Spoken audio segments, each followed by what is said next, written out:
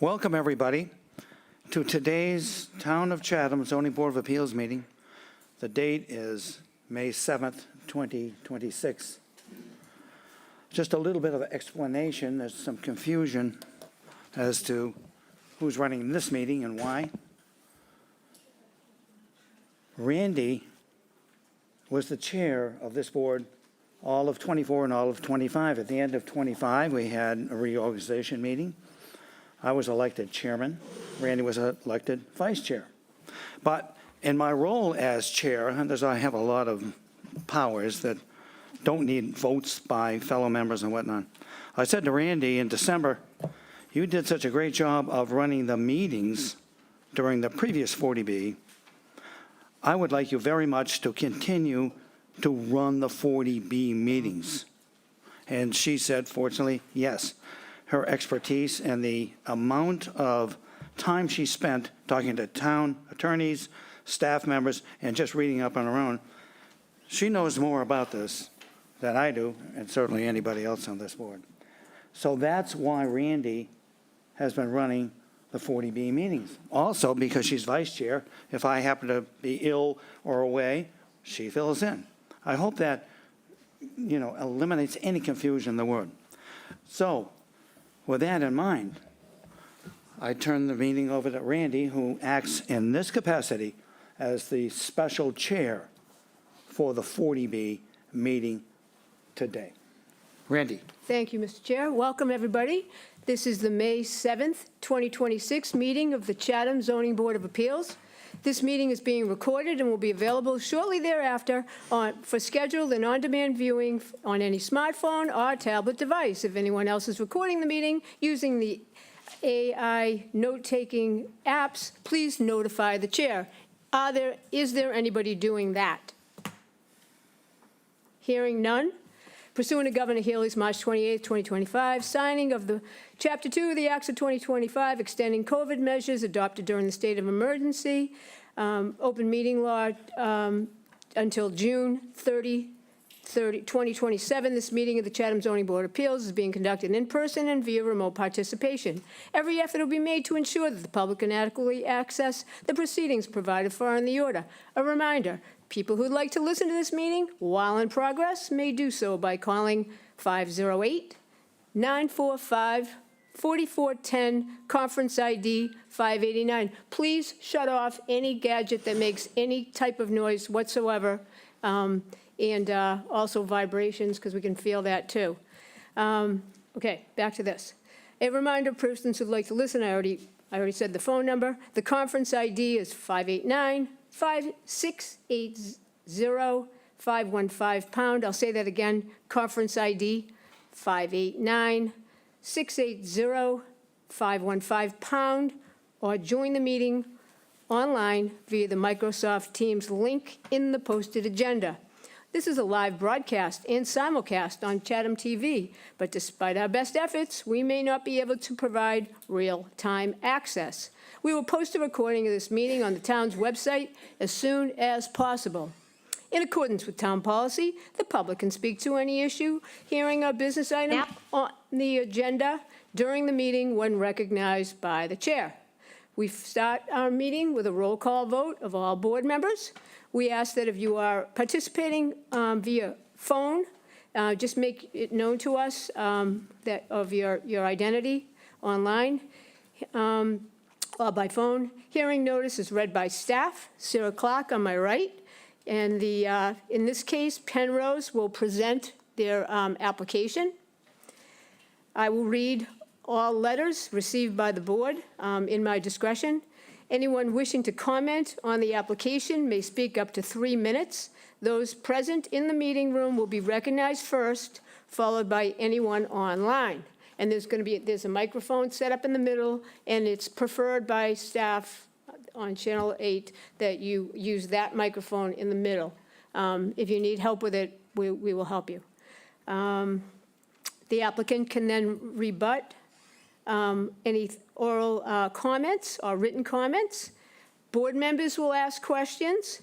The board will then vote to continue this application to a date certain, which is going to be June 4th, 2026.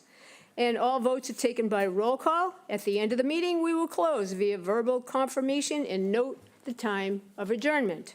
So we're going to start with a roll call vote of all board members, starting over there with Mr. Nixon. I vote yes. No, not vote.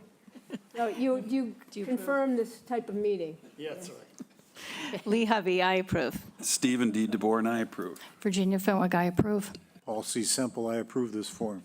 Ed Acton, I approve. David H. Veach, and I approve as well. As do I, Randy Potash. All right, so, Sarah? Application number 25-077, Penrose LLC, 15 Milk Street, 16th floor, Boston, Mass. 02109. The property is owned by the Town of Chatham, located at 0 Meeting House Road, also shown in the Town of Chatham's Assessor's Map 4E, Block 11A, Lot AB. The applicants are requesting the grant of a comprehensive permit under Mass General Law, Chapter 40B, Sections 20 through 23, and 760 CMR 56 for the construction of 42 dwelling units and 8 structures. The applicants are requesting the grant of various waivers from regulations promulgated by the Chatham zoning bylaw and other local regulations. The property contains 3.57 acres in the R60 zoning district. This was continued from August 14th, September 4th, October 16th, November 13th, December 30th, 2025, and January 15th, February 5th, and March 5th, 2026. Okay, Penrose?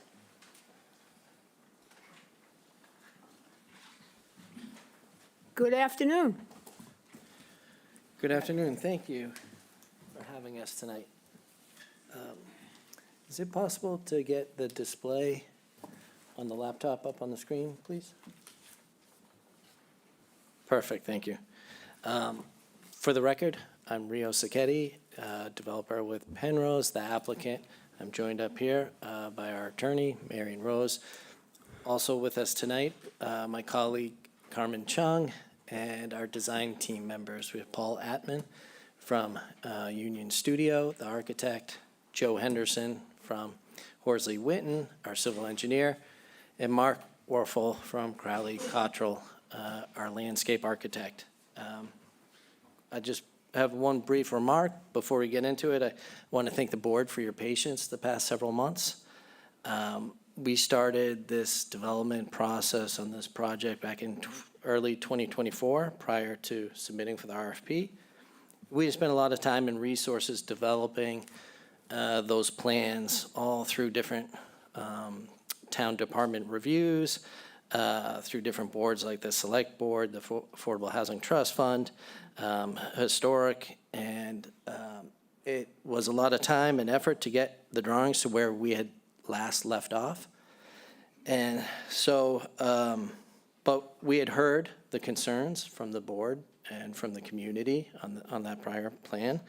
And so we used this hiatus to respond to those productively. And I think we've been able to advance the design significantly in the past 90 days. It's really quite remarkable how much work has been able to get done to change the development plan. And it's really a testament to the design team we have. But in doing so, we recognize it did take some time. And so we do appreciate all your patience, and we are very happy to be here, back here today to present what we've been working on. So, Marion? Perfect. Yep, welcome, counsel. Thank you.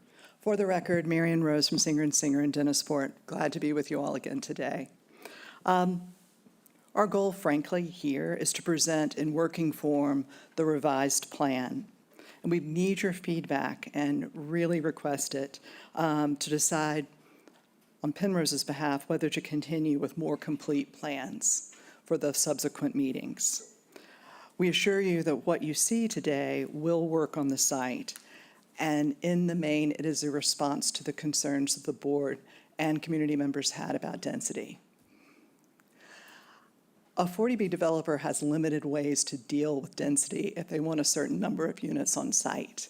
This is a rare occasion where this developer has been able to work with a neighbor and come to an agreement, a purchase option agreement, to include additional property as part of this development. I want to make sure that everyone understands, I think the board understands, that what this is proposing and what it is not. It is not changing the number of units. The number of units will remain at 42. It's not changing the number of bedrooms. It is changing the site on which this development will be placed. Originally, the property included in this development was 3.57 acres. The added property is about 0.55 acres. The truth be told, in this 90 days, there hasn't been a survey.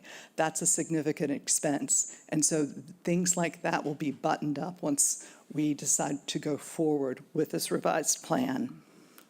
But it goes from 3.57 acres to more or less 4.12 acres. How does that change what's proposed on the site? Well, you can look at it in terms of numbers, and as you'll see with the development team, they'll show you what it will look like with the plans and eventually perhaps renderings. It's measurable because the number of units will be reduced from about 11.3 units per acre on site to about 10.3 units on site. It's measurable because the number of parking spaces will be increased from 61, as currently presented, to 67, as proposed now. There's a lot of talk about dumpsters and how many dumpsters needed to be on site. Under this plan, there will be 2 dumpsters on site rather than 1. Also, there was a lot of conversation about height and the height waivers. I'm not going to go into a lot of detail on the waivers today. We do have a revised waiver set as part of our submission, but I do want to flag that with the height waivers, originally, there were 5 height waivers, and the highest was for a waiver of over 5 feet. Under the current plan, the highest waiver would be about 4 feet, 1 inches, so it's significantly reduced.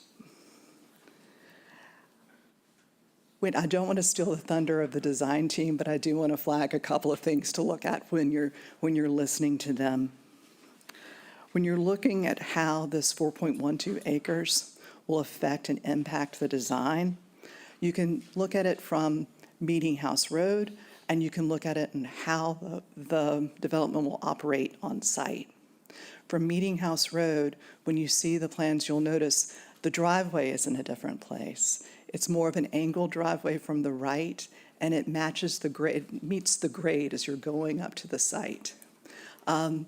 You'll also notice that buildings 5 and 6 on the prior plan, those have been pulled back. So from Meeting House Road, there'll no longer be 2 buildings right above the ravine next to the driveway. Those will be pushed back on site. But when you're in the site, there are meaningful differences for the tenants, for the future tenants of the site. You'll see, and the thing that struck me the most is the large green area in the community area in the middle. There was one there, but it wasn't what Penrose usually builds. Now this really resembles the developments that Penrose normally develops. There's a green, and it also includes the recreational area for children. The buffers are more substantial, and the connection to the bike trail it fits more easily on the site. The grade is easier to deal with, and it's easier to find on the site. It's not tucked in a corner. Counsel, you're going to show us all this? We'll show you all of Yeah, that. okay. I'm just flagging it. Those are the main points. There's a lot of flags. Exactly. Okay. So what you have before you is a narrative, the waivers, the landscape plan, the turning template, and the elevations and the floor plans. We understand that we will be needing to show site control in the future, and we will do that. But what we really want to hear now is what your reactions are to the plan that is presented. Just for the public, can you tell us what you mean by site control? Sure. We have to show, and we have authorization from the owner of 87 Meeting House Road to be a part of this permit. That's part of site control. But eventually we'll have to show that we have some ownership interest in Zero Meeting House. And What, by that I mean, we are purchasing 0 Meeting House from the town. Simultaneously, the option purchase agreement will allow us to purchase 87 at the same time. And that's all at Penrose's expense? Correct. Okay, go ahead. Thank you. I'll pass it on to the design team. Thank you very much. Thank you.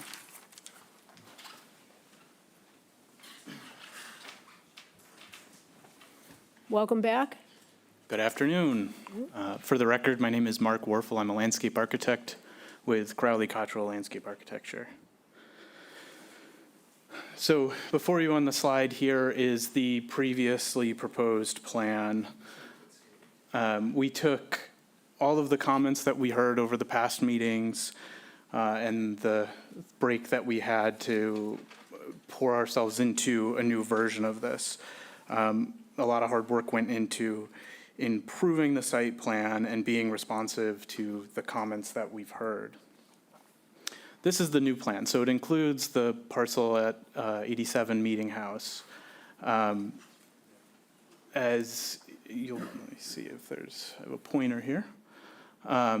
So the new main driveway moved north up Meeting House, and we've essentially eliminated a driveway by doing this. There was a new driveway proposed for 87, as well as the original entrance into the development here. So we've combined those into one location. As you enter, it's more at grade, so we're not dealing with the larger grade change that we had down further south on the property. So it's a much more gradual entry. There's residential buildings located around here. The new management office is more centralized with better sight lines into the property and over the entrance. Many of these buildings around the perimeter are more or less in the same location and the same orientation.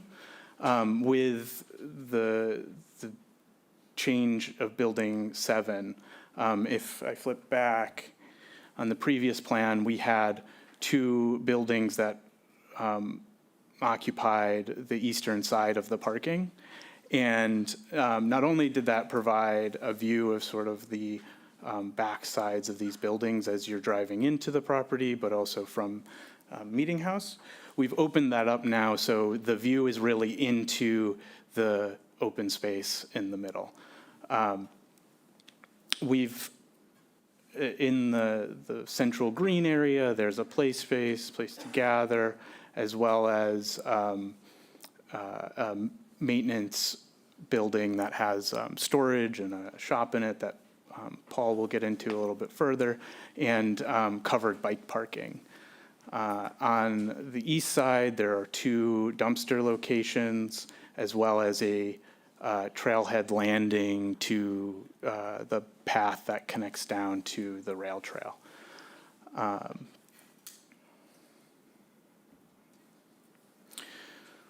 So from a landscape architecture standpoint, really, my piece of it, we've been able to expand the green space for the members, the residents that'll live here, through both the new central green, but also giving a little bit more space between buildings and backyards.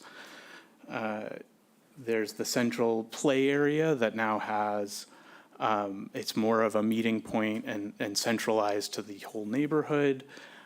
We've also been able to preserve some existing trees in that central green area.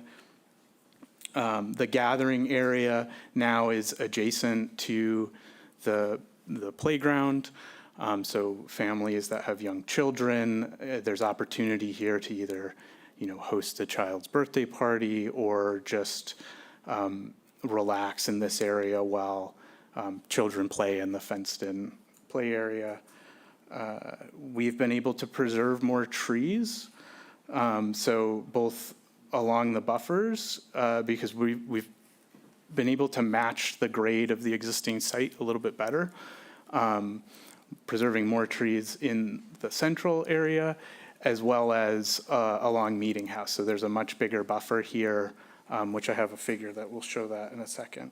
And a real highlight for the residents, I think, is a more central and convenient location to get onto the rail trail. So this is a diagram that overlays the previous plan in orange over top the new proposal. The buildings are outlined in orange here. The dashed outline is the limit of disturbance from the previous plan. And also shown here that we've talked a lot about is this new driveway that was proposed for 87 Meeting House. So we're really taking that into consideration when we do our calculations because there was site disturbance associated with that. And what we're looking at here is that in total, our site disturbance is around 2.9 acres or 71%. And that's important because when we look at the new plan, there's areas where we will have additional clearing, but there's also in the green, shown in green here, areas where we have space on site that will be preserved. And we've been able to make the property feel more generous, open up green space, better orient things, increase parking, all while keeping our site disturbance the same. So we think that's a really big win. So that's the new proposed plan, high level. I'll pass it over to Joe from Horsley Witten to talk a little bit about the site engineering.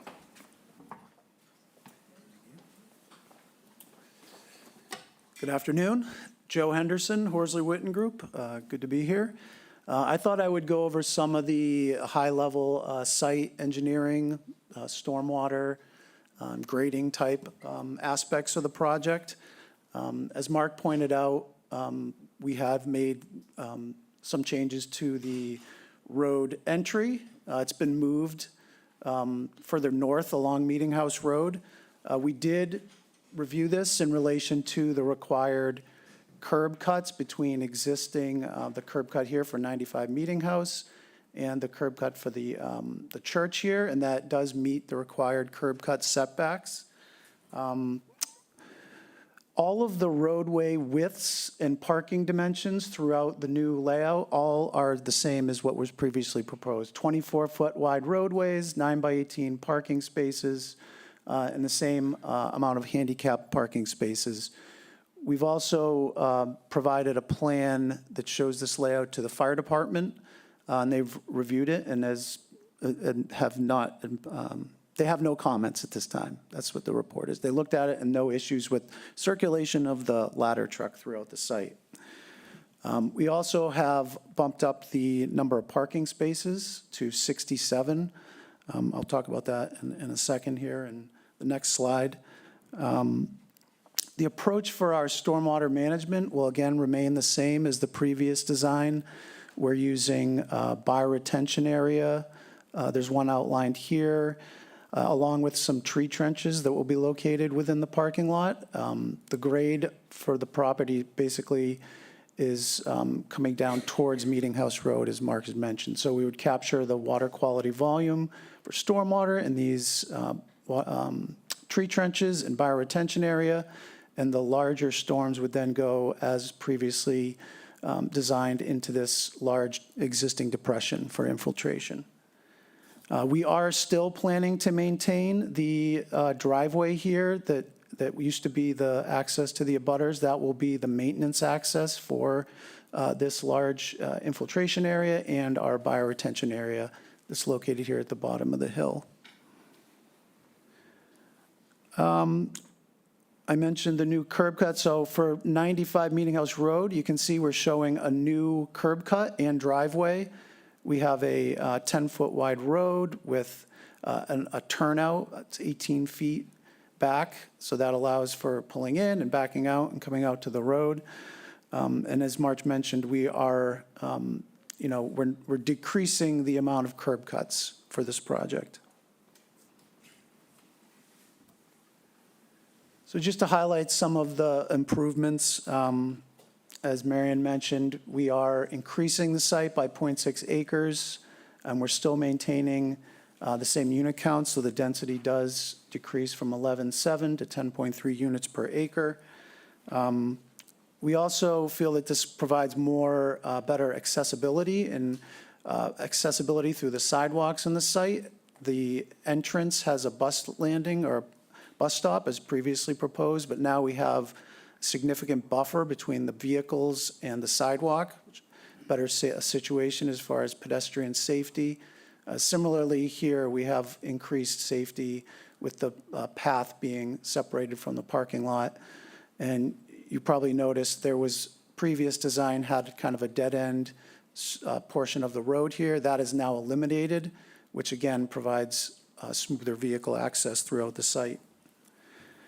We also have 2 trash enclosures that was mentioned, and there's one up for the service the buildings on this side of the property, and then a second dumpster on the southern portion. So we've eliminated, again, a conflict with this. I don't know if you recall, there was previously encroachment on this property with the driveway and onto the, the project property. That, again, has been eliminated. And then our parking ratio, one of the peer review comments from the last design was that our parking ratio didn't meet what it's the ITE 85th percentile, that's 1.59 parking spaces per unit, and our previous ratio was, I believe, 1.4 or so, and that was with 61 spaces. Now we've bumped that up to 67, which now meets that ITE recommendation from the peer review engineer. And that's all I have for now. I think Paul was going to continue. Thank you. Yeah. Welcome, Paul. Hi, good afternoon, everyone. For the record, Paul Atman with Union Studio Architecture and Community Design, also known as Union for short. I'll flip to the architecture, and we talked about improving the building layout as it responded to the new site plan. The one thing that we did, Joe had mentioned, was that the management office is more central and visible for the entire neighborhood and visitors arriving at the site. It used to be up here between 2 buildings. It's still attached to Building 1, but with the new location, we were able to take the maintenance shop that was attached to the backside of Building 1 and move it to the center of the site, expand it a little bit to meet Penrose's guidelines for a maintenance shop and a maintenance office there. And it makes it much easier for operations than it previously was in this far corner. That added one more structure to the overall site plan. We're calling it Building 9. And we, as people have mentioned, the reduced visual impact of the buildings from Meeting House Road, and as you approach, all these buildings 1 and 8 now have front doors that are really facing toward Meeting House Road, not the back sides of a couple of the larger buildings. And Building 7 also has a front porch and front doors facing its road network, so there's really no back sides facing Meeting House Road, which we think is a big benefit. And as Marion had mentioned about the building waivers, the largest waiver we asked for in our previous scheme has been reduced by over a foot. This chart here is in your packets, and I won't belabor that, but you can see the comparison from the waiver request now on every building to what was previously requested. So you can see the difference from every building numbered. The numbers of the buildings stayed the same, but as Mark said, got relocated throughout the new site plan. And then these are for everyone to see that the architecture has not changed. The buildings are the same, with the exception of Building 1 that changed a little bit in the floor plan. And this here is the elevation of Building 1 with the management suite here on the south side of the building.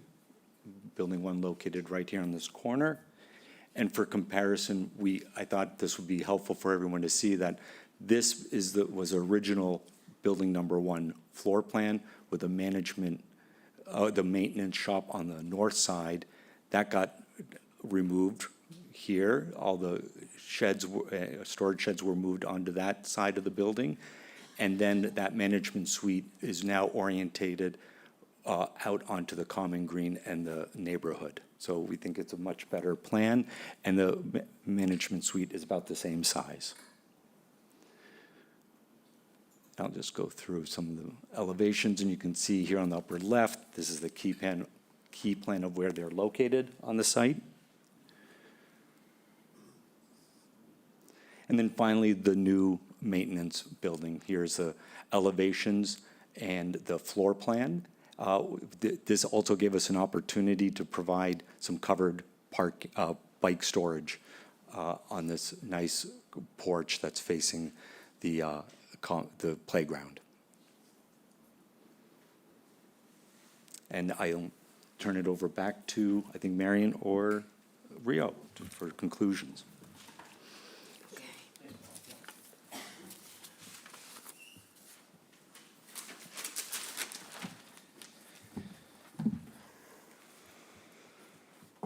Okay. Thanks, Paul. This revised plan, and I'm not going to just read off the bullet points. We'll have them to see you. But you can see there's a lot of changes. All of these changes are plus positives to the project.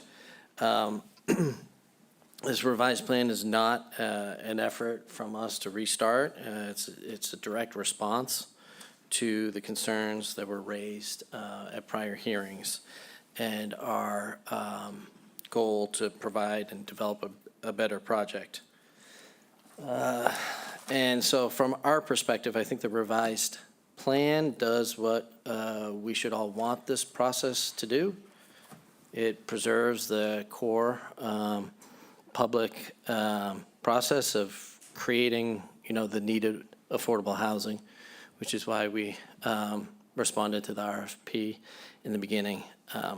So it still maintains the goal of creating this affordable housing in this community, while we believe it's also being responsive and responsive to the board's concerns and also the community's raised concerns.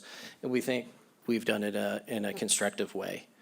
So we have been excited to present this, and we're looking forward to receive feedback from the board and from the community. Thank you. Thank you. All right. So now I will read the correspondences. And first one is from Carol J. Kenner. Dear honorable members of the zoning board, and this was received on, May 7th, 2026. At 9:12 a.m. this morning. First, thank you for your public service. I write to respectfully request you grant Penrose LLC application for a comprehensive permit. Increasing Chatham's affordable, attainable, and accessible housing will benefit our entire community. I fully support the rationale set forth by Mike Schell in his recent letter to the ZBA. For our family in particular, affordable housing is vital since the direct care staff who provide services to our adult son with disabilities struggle to find year-round housing on the Cape. Many have already been compelled to leave Cape Cod due to their inability to find affordable places to live. This jeopardizes the availability of care to our son. The Penrose application will help them, as well as similarly situated people and families remain here. Thank you for your consideration, and again, that's Carol J. Kenner. Next, we have a note from Tim Shalboy from 9 Chat Harbor Lane. I am writing to, and this was received May 6, 2026. I'm writing to express continued concern about the Penrose affordable housing proposal for Meeting House Road and the process by which this proposal is being advanced. Since the ZBA meeting in December, in which many serious concerns were raised, 4 months have transpired in which Penrose has worked out of the public eye to prepare an alternative proposal that might be acceptable. After this long hiatus, which may have had effect dampening the engagement and energy of interest of residents who find the project not to be in the best interests of Chatham. The public has had very limited time now to re-engage and understand the modifications, including the apparent acquisition of new land and significant changes to the site plan. I hope the overall timeline for the final ZBA decision will not preclude the ZBA and the public from having sufficient time to fully absorb, consider, and reflect on the new proposal. This would be deeply unfair and further undermine an already frayed sense of trust between the concerned residents and those who've invested in the success of the proposal. Some specific questions about the proposal. 1, is a sidewalk on the west side of Meeting House proposed in this revision? Previously, there were legitimate concerns raised about the pedestrian safety associated with using the driveway to access Meeting House Road and directly then walking along the narrow roadside. Combined with the increase in traffic in and out of the complex and the distraction and disruption that will inevitably impact drivers on Meeting House Road, the safety issue should not be ignored. Number 2 of 2, related to above, the proposal still appears to provide a walkway to the bike trail as the primary pedestrian access into and out of the complex, and the linkage to the crosswalk across Meeting House Road. This seems dangerous and inadvisable, both to pedestrians and to bikers. There's a big difference between pedestrian traffic to and from a large residential complex and recreational use of the bike trail. To assume that merger of these two uses would not be consequential is misguided. I urge the ZBA to fully enable and take seriously the concerns from residents while deliberating and deciding on this important issue for the future of Chatham. We need to recognize that this proposal in totality may be the wrong fit for Chatham, and despite efforts to fit a square peg in a round hole, would ultimately prove to be net negative for the community. Thank you, Tim Boys. Sorry if I pronounced that wrong. All right, next we have a note from E.J. McKenna, and that was received May 5th, 2026. So actually, this is from Lou Hybe of Chatham. By an undemocratic and possibly rigged autocratic process, the Chatham citizens of South Chatham will suffer egregiously deleterious consequences of this atrociously ill-conceived housing project on Meeting House Road. We greatly appreciated the ZBA member who courageously called out the many flaws in these processes and the board and some of the individuals responsible. There are more than enough problems with this project to fill a book, including overcrowded density, health and public safety, and an aesthetic impact on the entrance to South Chatham that will permanently negatively transform the character of South Chatham.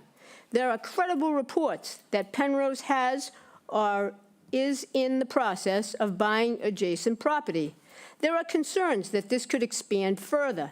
This multiplies an already sense of many that there have been some kind of maneuvering going on behind the scenes. This harms citizens' trust. It's frequently been said that the ZBA's hands are tied. They're not tied, so that you can't vote no and show support for these fellow citizens. Again, that's from Lou Hybe. Next, we have a letter from David Farrell, May 4th, 2026 is the date we received it. My December 5th, 2025 memo cited the case of Middleborough versus Housing Appeals Committee. When there is a deception by the Penrose LLC 40B applicant and still unidentified limited dividend organizations that will be created to own, building, manage the Main Street and Meeting House Road projects, a comprehensive permit is validly denied. On top of the Penrose LLC history outlined by Mr. Nixon at his November 13th, 2025 ZBA meeting, the LLC poured its extensive corporate resources into its many presentations to the ZBA and has bought more land. The LLC has sought the Chatham projects with all of the corporate might of a 500-pound gorilla, touting its track record and abilities, but the actual work will be turned over to an untested, single-purpose, limited dividend organizations. The more appropriate local analogy is a great white shark has torn through the Chatham but will leave dogfish in charge. The same deception occurred in East Ham's Village by Nauset Green by Penrose. Construction defects and needed maintenance have been ignored there in 6 months since I first showed the ZBA in November 2025 photo, and he has actually attached a photo that you could see online. Attached this May 2nd, 2026 photo. The Chatham ZBA must not allow a repeat here and should deny the comprehensive permit. And again, that's from David J. Farrell, Jr., and if you look online, you will see a picture that he took of East Ham's Village at Nauset Green, according to this letter. Next, we have a note from Elaine Gibbs, received May 6, 2026 at 2 o'clock in the afternoon. Sarah, Attorney Singer should have been required to send the financing details in advance so members of the public could read it in order to prepare questions and comments. It's a huge unknown. He has clearly known about this potential property purchase since March 5th when he was asked by a ZBA member what changes were being made, and he responded he was, quote, not at liberty to discuss it, unquote. The new design requires that extra piece of land. It's not listed on Zillow as a pending sale, and there's no deed transfer on 87 Meeting House Road since 2013. This is an extremely significant development with a total redesign, effectively taking this process back to square one. He was able to send the numerous waivers required, only excluding the financials. I ask you share this email with the ZBA members and add it to the correspondence packet. Let's see. Next, we have a letter from Mike Shell that is 9 pages long, and he asked specifically that we just acknowledge receipt, and he asked the ZBA to read it. And I don't know if we have a point of order that's in our, go ahead, what? You have repeatedly said that correspondence to go on the record needs to be 1 page. Turn on the microphone. 1 page correspondence you Yes. repeatedly insisted on. My letter was 1 page, most of what you I am said. not going to read this, so if you could just hold on a second, you'll see what I'm going to do with the 9-page letter. I think you might be jumping the gun? I might be. Okay, if you could hold on a second and let me finish my sentence. Mr. Shell asked that we just note the letter and not read it. So now I'm going to move to the next letter. No, point of order. It should not be part of the record. You've said 1-page letters. It's not a matter, sir, it's not a matter of what I say, it's a matter of what the rules are. If you could have a seat, that would be great. You said If you could have a seat, it should be that would be stricken, great. Madam Chair. If you could have a seat, that would be wonderful. There's collusion Okay. with you and Mr. Shell. Next, we're going to read the letter from, let's see. Well, that would conclude the letters. Now, members of the public, you have 3 minutes. Who would like to go first? If you could enter the middle aisle and, yes, ma'am. Just state your name and we'll start the clock. Welcome. Good afternoon, members of the board. I'm Attorney J.P. Burke from Chatham. I'm representing Gloria Hicks, 95 Meeting House Road, which is the home immediately adjacent to this property through which she has a right-of-way. I want to comment, there's a major legal defect in applicants' documents that needs to be addressed, and that major issue is site Could control. you speak a little bit louder? been I'm sorry, referenced. maybe it's me. Just a little bit louder and into Okay. the mic. The major issue is site control. It's important to understand that site control is a major threshold that must be met first for eligibility determination by the subsidizing agency and by the local board for a 40B permit. It's not a mere technicality, and it's fundamental mandatory prerequisite. It doesn't come later for both processes. The applicant has not achieved site control documentation in either the eligibility process nor before this board. First, state regulations for eligibility have 3 minimum requirements. 1, applicant's qualification, 2, fundability, and 3, site control. If you don't have all three, you're not eligible. These three requirements are minimum mandatory requirements for the project.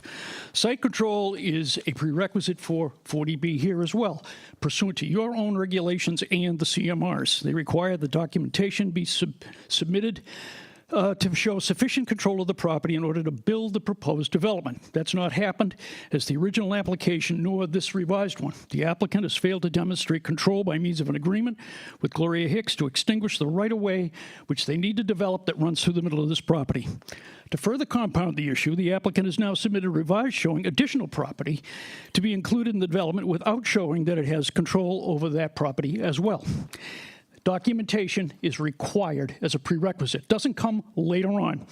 Finally, the state regulations require that if an applicant requires to change aspects of his proposal after determination of eligibility, it shall notify the subsidizing agency in writing of such a change. The subsidizing agency shall make a determination within 15 days regarding continued eligibility. This process does not appear to have been followed and should be without site control. This site will not be eligible. The board needs to be as thorough with the revised proposal as it was with the original proposal. A revised application checklist should be submitted to be sure the new portion of the property meets the requirements in the same fashion and detail as the original application, such as impacts and mitigation to abutting properties, traffic, environmental. These defects will invite costly and lengthy litigation by appeal of the permit. I'm just giving you 30-second notice. And the court petition to quiet title. My client will file a court petition to quiet title to stop this project. Continuing the hearing process without diligent attention to these requirements is a waste of municipal and civic energy, not to mention the taxpayers' dollars. At a minimum, this matter should be continued, if not procedurally dismissed, for failure to file a completed application. And in conclusion? Thank you. Yes, thank you. And I'll just incidentally let you know and let the public know that we do have town council online, and he will be responding to legal questions and topics that are raised. Okay, who'd like to go next? Somebody, yes? Oh, wait a minute. I acknowledge that person right there, but you can go after her.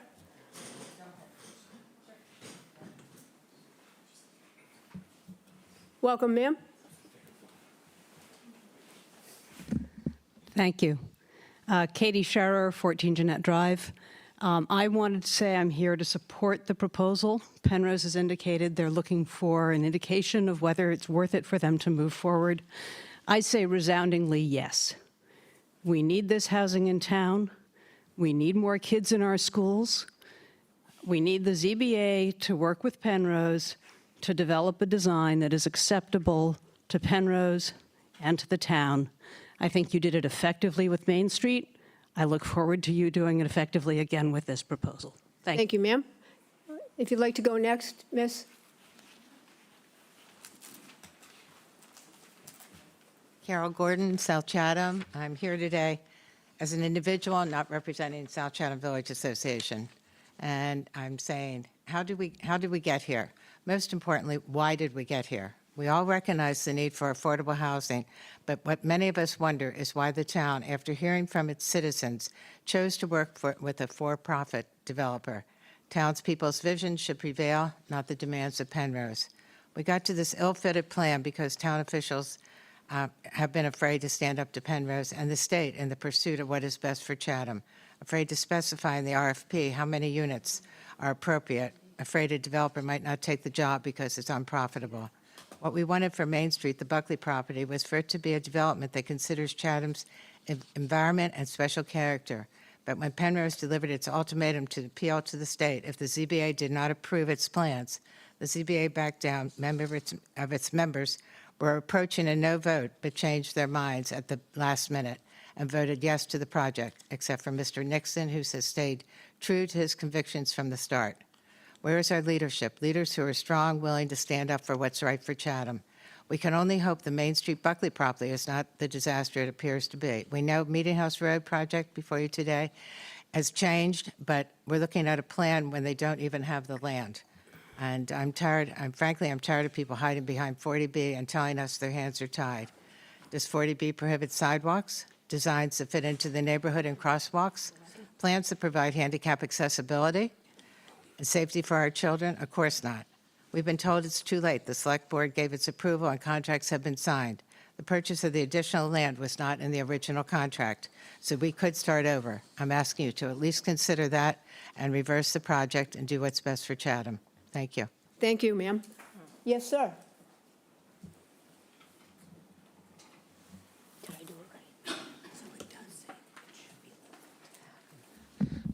David Oppenheim, Absegami Run. I was a former member of the Affordable Housing Trust. I think this thing should be approved. I think compliments should go to Penrose in the way they've reacted to the comments made by this board as far as density and things like that. They've taken a very unique approach.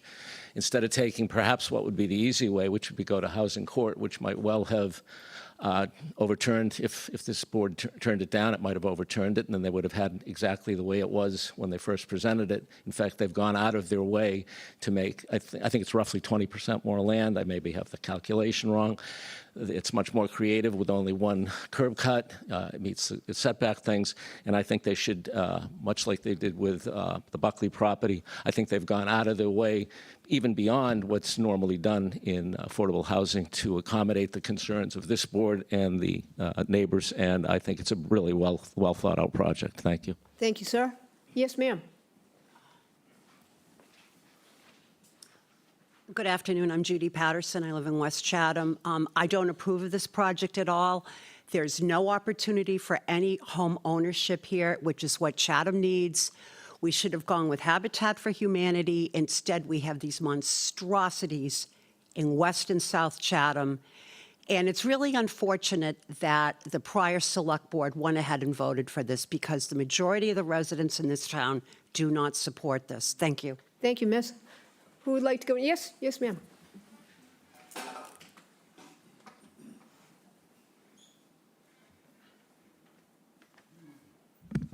Linda McElroy, 86 Tanglewood Drive, South Chatham.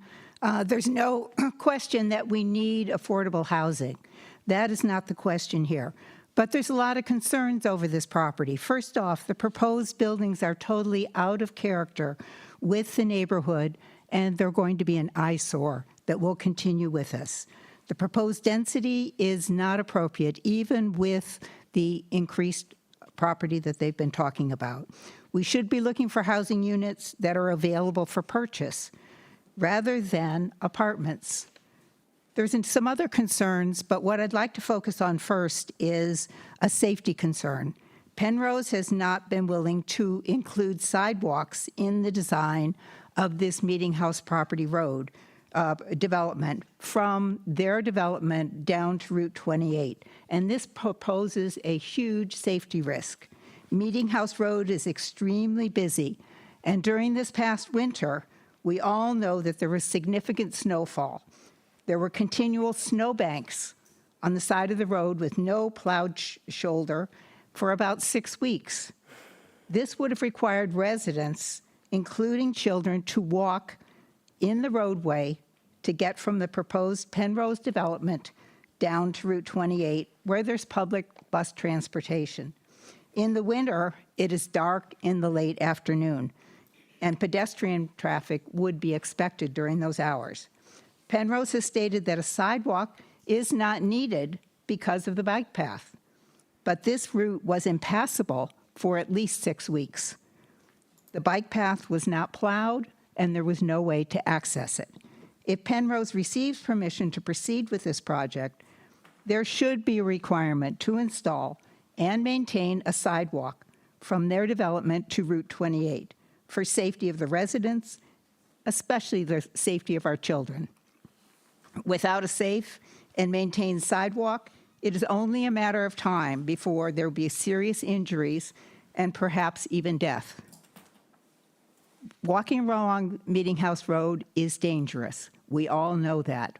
We have lived through this winter, and it won't be the last winter we see. Thank you very much. Thank you, ma'am. Yes, sir.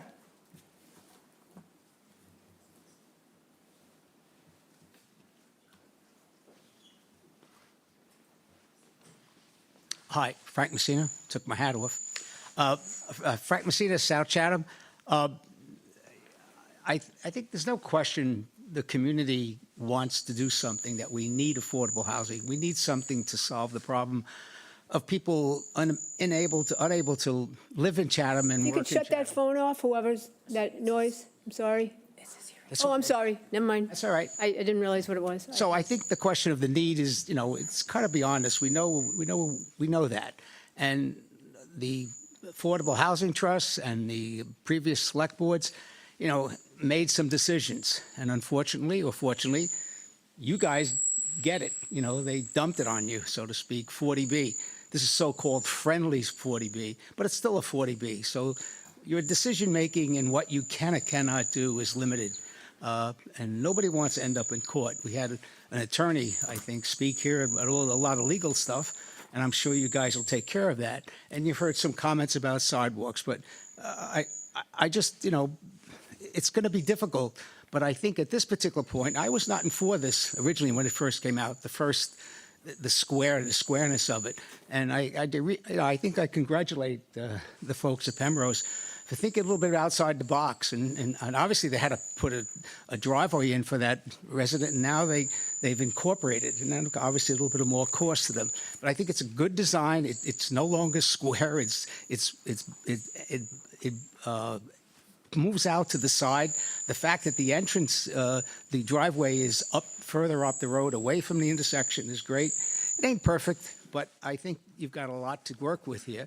And again, I'd like to thank Penrose for trying to do something more and listening to the community. And a lot of people in South Chatham are upset about it, but we've got to do it. It's just necessary. It's not perfect, but I think it's going to go a long way to help solve the problem in Chatham, and support your efforts. Good luck. Thank you, sir. Yes, ma'am.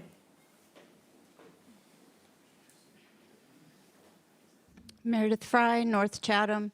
I truly hope the board supports this project. It's much needed. The town needs it.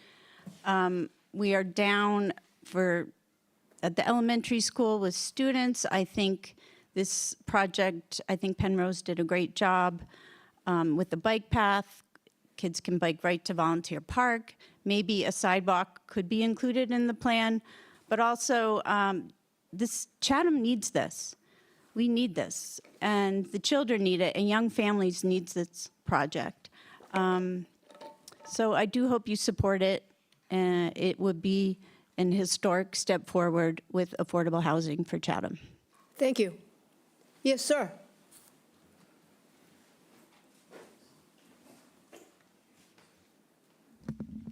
Thanks very much. Mike Schell, Chatham. We've been at this a long time. By the way, I apologize for burdening you with a 9-page letter. I wanted you to see what has been going on here in Chatham over a very long period of time, at least since 2003. But for today, what I want to say is this. We started a party. Think of it as a party. And we worked on an invitation starting in 2000, basically, I guess it was 2023, well, really 2021. Every official body in Chatham, including town meeting, has been involved in one way or another, not with this particular project, but trying to bring affordable housing to fruition here in Chatham. We put out an invitation. In the first instance, we went out and we said, we need information. We did a so-called RFI, a request for information, in 2023. Penrose was one of, I think, 5 or 6 people who came back and told us a lot of stuff that we didn't know and that helped shape, as did the others, our request for information. Okay, we put out requests for proposals. I would like to remind everybody, there was no proposal for affordable for ownership housing on Meeting House Road. Nobody. We invited it if people wanted to submit it. They didn't, okay? You have a partner here who has demonstrated their willingness to work with the town, to work with you. They have accommodated, they have changed, they have tried to accommodate the community, and now they've come forward with a new plan which implies that they're willing to spend what must be a significant amount of money in order to accommodate your concerns. And so And it's going to be hard to adjust all of the things that people are asking for here, all of the objections to get this project to a finish where we get some housing as opposed to just shutting it down. So I would just say, keep in mind, you have a good partner here. These guys know what they're doing. They're good at it. They're capable of being flexible. They've demonstrated. I am confident they will be flexible and work with you going forward. Thank you. Thank you, sir. Who's next? Yes, sir.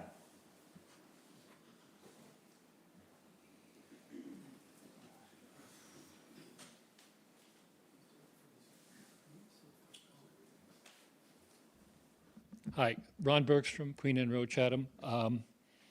Personally, I wouldn't mind if we never cut down another tree in Chatham. But I'm going to speak in support of this project because, for one thing, the conditions under which we acquired the property mandate that we build housing. So housing is going to be built on this property. Now, some people would object to that and try to, lower the density and stuff like that, but it doesn't matter. Housing is going to be built on this property. Given that, shouldn't we maximize the opportunities we have here to provide housing for people who right now don't have a roof over their head? And, the Cape Cod Commission and other organizations that have looked extensively into the housing needs of the Cape have said that the most immediate need is rental housing. A lot of people who are commute from long distances, they're couch surfing, they're living with relatives, they need a roof over their head. I know we as a community may say, well, we like home ownership, but that's what we like. What do we need? We need rental housing. And, to limit it to, as some suggest, to home ownership is inherently discriminatory. You're cutting off a lot of people who need housing and would not be able to buy a house. Okay, that's one thing. Another thing I have to say is that I've attended a lot of meetings like this, and you always get a couple of things. One is it's an inside baseball. Somebody's colluding, somebody's working behind the scenes, they're pushing this on an unsuspecting public. I think you can dismiss that right away. I mean, you guys have seen this in its many iterations. There it is. This is what is being proposed. Okay? And the other thing is, I mean, it's a 40B, but I'm not a fan of 40Bs either, but we have to deal with the realities we deal with. So, I mean, I think that this has covered enough of the bases, and they've been responsive enough to the community that we're going to build something there. It's going to be housing. We've done the homework. We know we need it. And I think that this board, and I don't know all of you, but I'm sure you're honest public servants, and you're going to make a decision based on your own judgment. I think you should support this.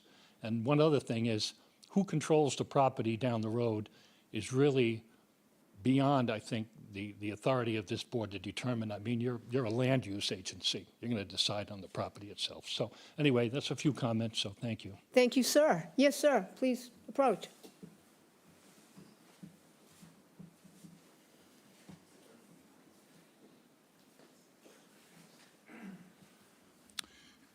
My name is Richie Hall. I've been a Chatham resident now for some 38 years and a voter for almost as long a time as that. I've heard a lot about the lack of homeownership possibilities and criticism of this project. And I hear that everybody's for affordable housing. Those are not particularly courageous stands to take. Of course, homeownership opportunities are important. They're the foundation of every town. But we also have an obligation to people who can't afford and never will be able to afford a down payment, especially in a town like this. This project offers opportunities for young families who don't have $100,000 to buy a house to put as a down payment, to live in Chatham, raise their families, and continue to be in a town that they grew up in and love. So I don't want to make a long speech here. I think it's important. This is an important project. I commend the developers and I commend the town for the work they've done, and I hope it gets your approval. Thank you. And thank you. Yes, sir. Right. this is a homeownership If you project. could just state your name for the record. For the record, Brian Phillips, 374 Orleans Road. So I'd like to clear up some information over there. If this was a homeownership project, I'd be totally in favor of this. It is the biggest concern of people my age. I'm 39 years old. And if we did the project like hack the homeownership, affordable homeownership projects, you only need 3% down, but you only really need 1.5% down because there's grants and stuff for that. So those projects do allow people to afford homes. The first meeting we had, I questioned if anyone had done a water study with all the, massive amounts of affordable housing going up. Someone did in Barnstable and presented it in front of a meeting just like this, and they said, we don't have enough water. So I think it'd be totally negligent to not look into that further.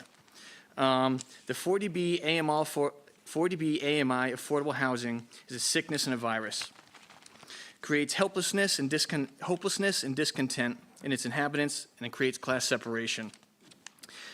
And I won't say too much more, but it's my generation that's going to have to pay for the consequences of this project and the generation before me. Thanks. And thank you. Yes, ma'am. Oh, well, you already spoke, so we're going to let everybody if you could please have a seat, we're going to let everybody have one chance, and then I will let you speak again. Yes, sir.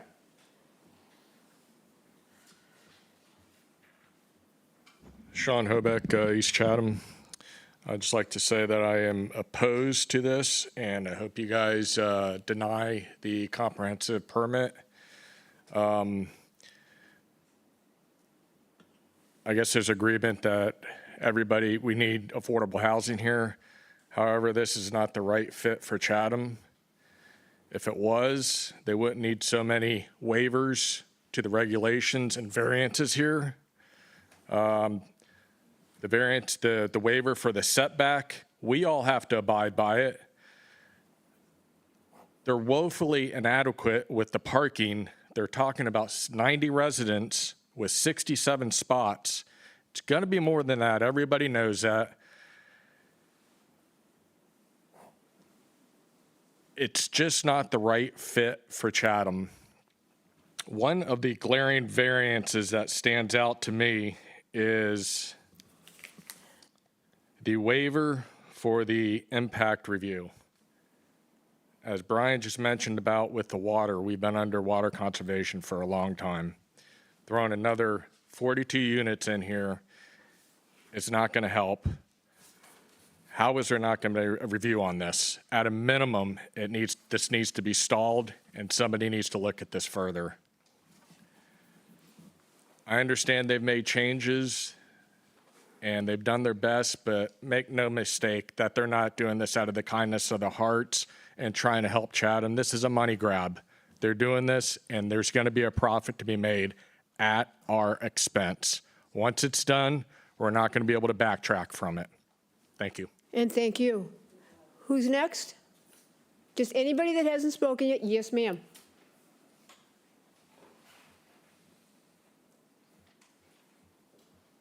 Thank you. Good afternoon. I'm Lori McCann. I've been a resident of Chatham since 1964. And I have a question for Penrose, and I'll turn around. No, that is not how this works, ma'am. Okay, I'm sorry. If I could finish my sentence. You are allowed to make your comments, and we're going to stop the clock. I'll let you start again. However, it's not a back and forth question. They are taking notes there, and they will respond to questions that they think are appropriate to respond to. But you go ahead and ask your question, and I'll let you start over. Go ahead. Thank you, Randy. I'm concerned that the purchase of the abutter, where is Penrose getting that funding from? By my estimation, that parcel is valued at approximately $800,000. Penrose is already seeking funding from a variety of organizations, and the number for the funding is unclear.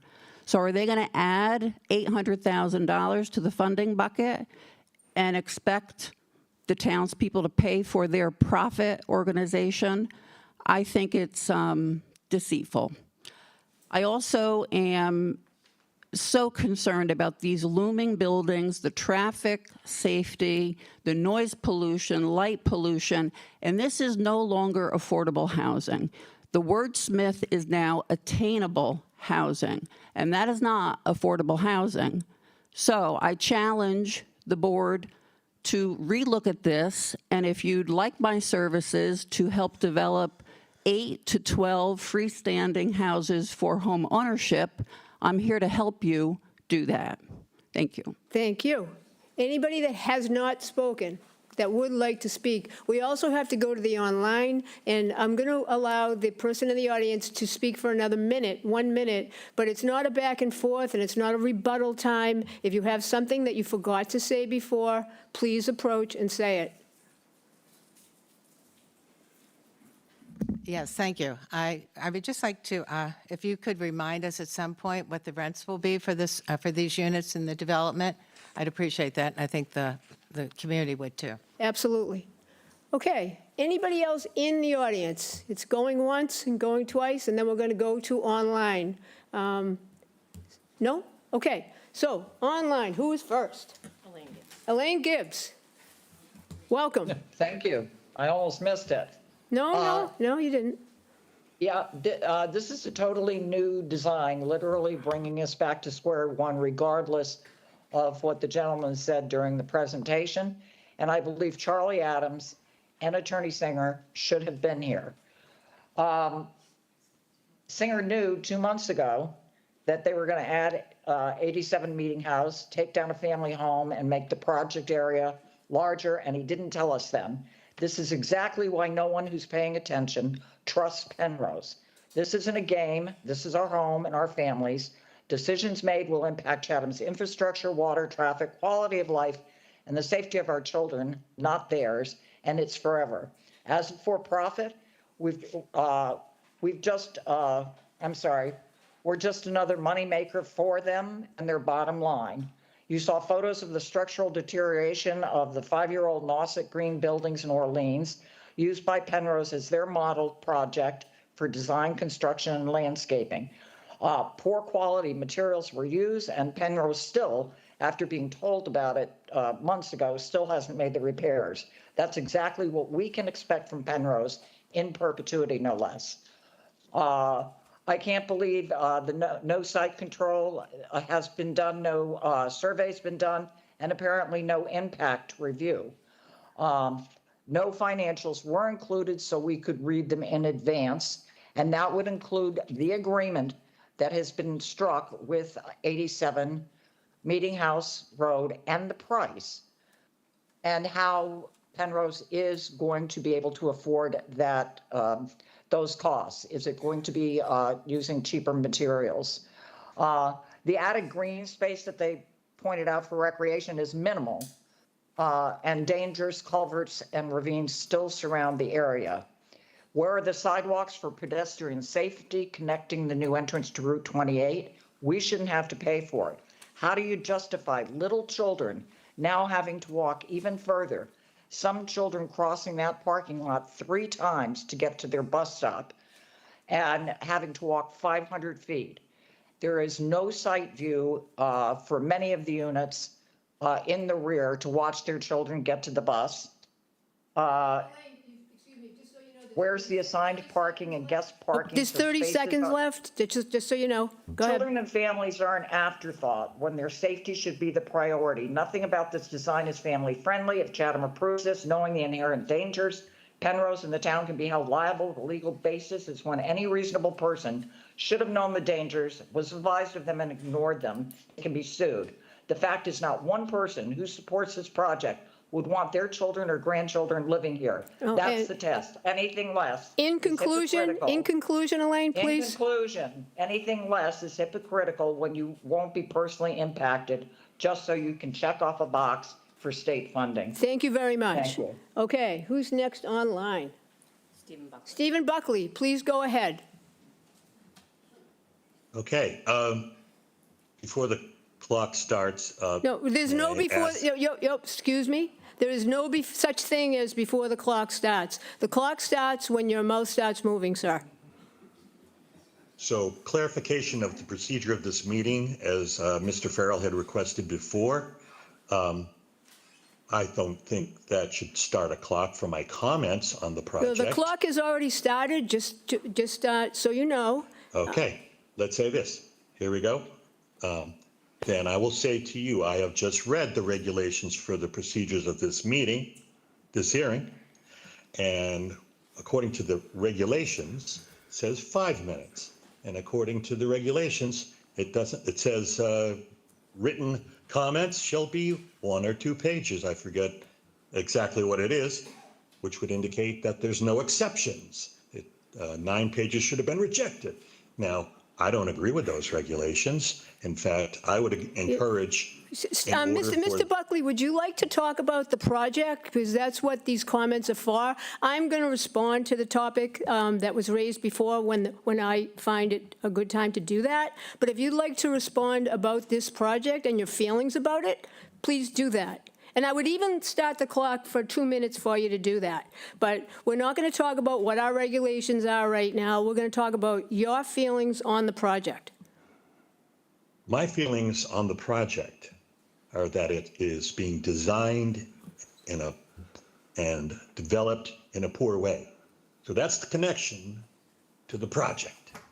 And the development of the project is that it does not allow. It is not following the formal procedures that are required for us to conduct this meeting.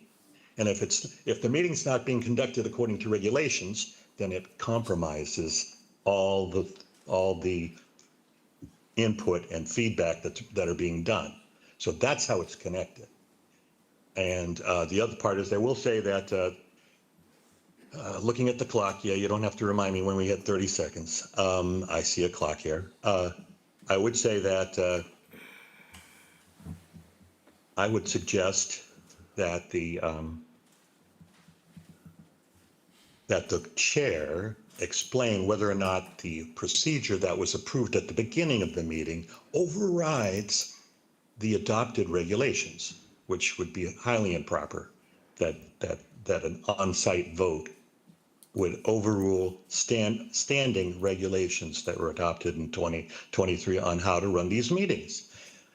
You can't say that you run a transparent organization if it's not clear to the people who are supposed to be engaged in, you want to engage the public, it has to be clear to them what the rules are on how to participate. If it's ad hoc, then that's not transparency, it's not clarity, and they can't participate in the procedures in a proper, Okay, you have 10 more inclusive way. seconds left. If you please wrap it up, sir. In conclusion. 15 according to this. In conclusion, I would like to have more time to talk about the substance of it, of this project. But I spent all my time explaining how it's being compromised by lack of procedure. And Thank you. thank you very much. Who's next online? No one. I'm going to go back to the audience. Does anybody have anything to say that they wish they had already said that has to do with the project, but you didn't raise your hand before? I'm happy to let you do that. This is not the last time you're going to get to talk about the project. This is the first time, and there'll be other meetings. So I don't see anybody else that wants to talk. Next, what we're going to do is do comment. No, actually, we're going to do rebuttal from Penrose. And after we do that, we're going to take a break. Could we take the break first so we can have a moment to? Absolutely. Discuss? Thank you. Yes. Yes, you can. I am the chair, and I have said, yes, they can.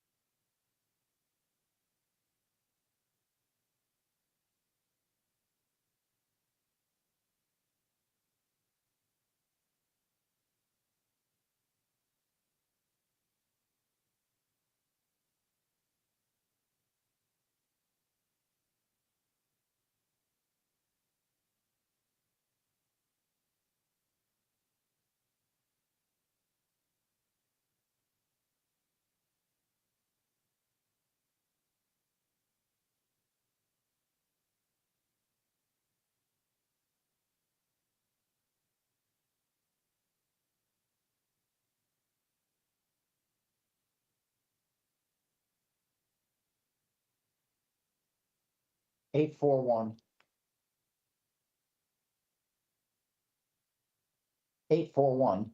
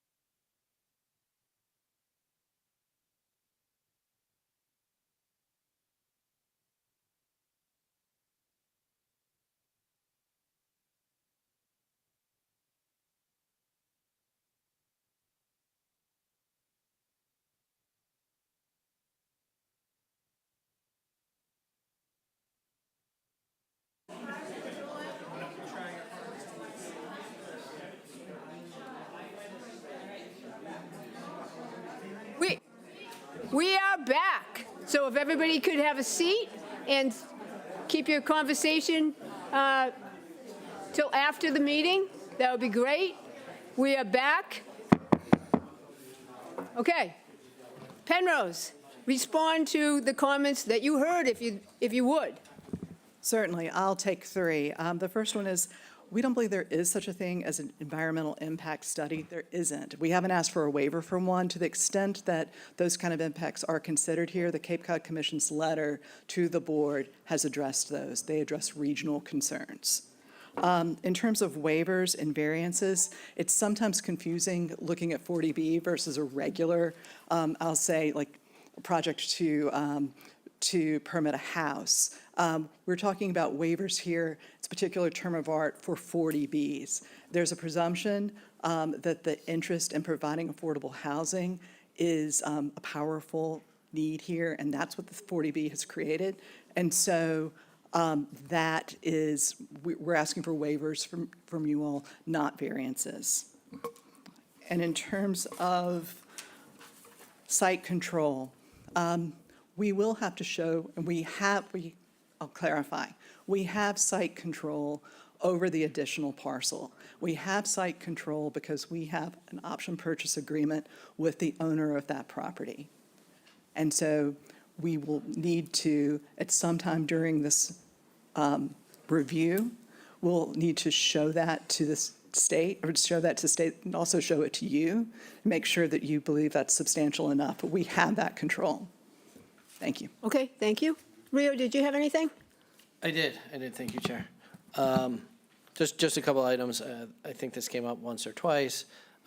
Some folks had concerns about the single-purpose entity that would be created to own and develop the project, and the fact that it would be a limited dividend entity. This is standard for all 40B, at least with the limited dividend. It's actually a requirement. And the single-purpose entity is actually a fairly common business practice for any real estate development. And that's because lenders don't want to lend to entities that own multiple other properties because there are risks of commingling and cross-collateralization. But this single-purpose entity is going to be owned by Penrose. Penrose would be a managing member, general partner. It would just be a new entity created to comply with 40B and then to also be able to be financeable. But it's an affiliate of Penrose. It's basically Penrose, a Penrose single-purpose entity. And then I think somebody had some questions too about the rents. And I don't have the exact rent grid in front of me, unfortunately, but I did have some numbers that I can share, and I always add kind of an asterisk to this because they're moving targets. These rents that we need to comply with as part of the the affordability program, you have to restrict rents at certain levels, and it's based on rents and incomes that are published by HUD annually. And I believe HUD just recently published new rents for this year, and it's based on each metropolitan area or county. So it would be based on the rents that HUD published. As of most recently, for the one bedrooms, they would be starting at $1,300. The two bedrooms starting at $1,550, $1,550, and the three bedrooms starting at $1,770. And those would be for the lower income ones, and then it would get a little higher for the higher AMI. But those are the starting rents. And could you just tell us what is the lowest AMI that you'd be referring to? 30% AMI. Okay, go. Okay. Okay, and Joe Henderson will help address some of the concerns about the sidewalk. Sure. Can we call the presentation back up?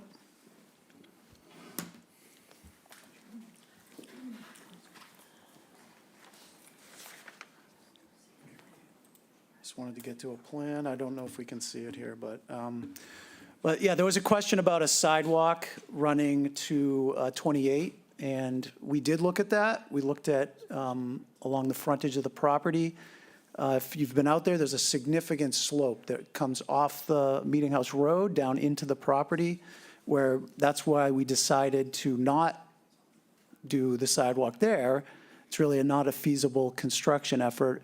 We are proposing, as shown on the plan, to access the bike path through the current, this proposed walkway. There's a crosswalk here at the bike path, and then Penrose, as part of the development agreement, will be installing a sidewalk from the east side, I guess, of that crosswalk down to 28. Okay.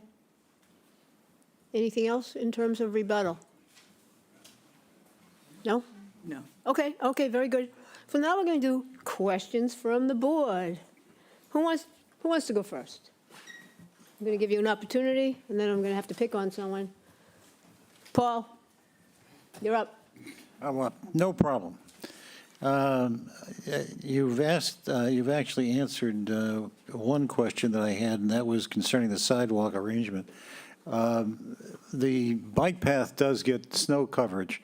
What do you plan to do in terms of access? Are you going to plow that or maintain that in such a way that it's passable in the wintertime? The bike path off property? Yes, as I understand it, you're going to connect your pedestrian walkway on the property to the bike path, and the bike path is then going to go down to Meeting House Road. But that's snow covered if there's a storm. So, and it isn't maintained on a regular basis. Who would be maintaining that so that people can pass there? We have not committed to maintaining that town way. We would certainly be plowing the path on our property. So how do you see that as a solution for pedestrians if you're in the wintertime and it's got a foot of snow in it? So the town does not plow that? No. We're going to only have one person, that when they're acknowledged, talking at a time. Right now, Rio is acknowledged. Well, if that was the case, I think there would, we could have, we potentially would be able to plow for our residents to get there to the 28 connection, which we're helping build for the town through our development agreement to come up there. We wouldn't commit to plowing the entire bike path, but a way for our residents to get to 28, which was the intent. I guess what I'm asking you to do then is to give some consideration to how you want to handle that problem and come back to us with a solution. Sure. Okay? And then secondly, I take it there is no sidewalk that's going to go down the east side of Meeting House Road other than after the crosswalk point at the southern end of Meeting House Road. In other words, there's no sidewalk on the church side. No, we would not do that. We would prefer not to have multiple crosswalks, so that would mean you'd have to have a crosswalk at the entrance to the property, crossing the road. So we would just propose the one spot to cross Meeting House Road at the existing crosswalk, if that makes sense. Okay. The questions, you had some questions concerning water, and is there any input from the town in terms of the impact of this development on our existing aquifer or plans with respect to wells? So we've reviewed these plans with the DPW, we've reviewed them with the sewer department, and no one's expressed any concerns with the water demand. So your understanding is that there is no concern then from any of the town committees or town departments? No one has with respect to this? expressed that in our discussions of the project. Okay.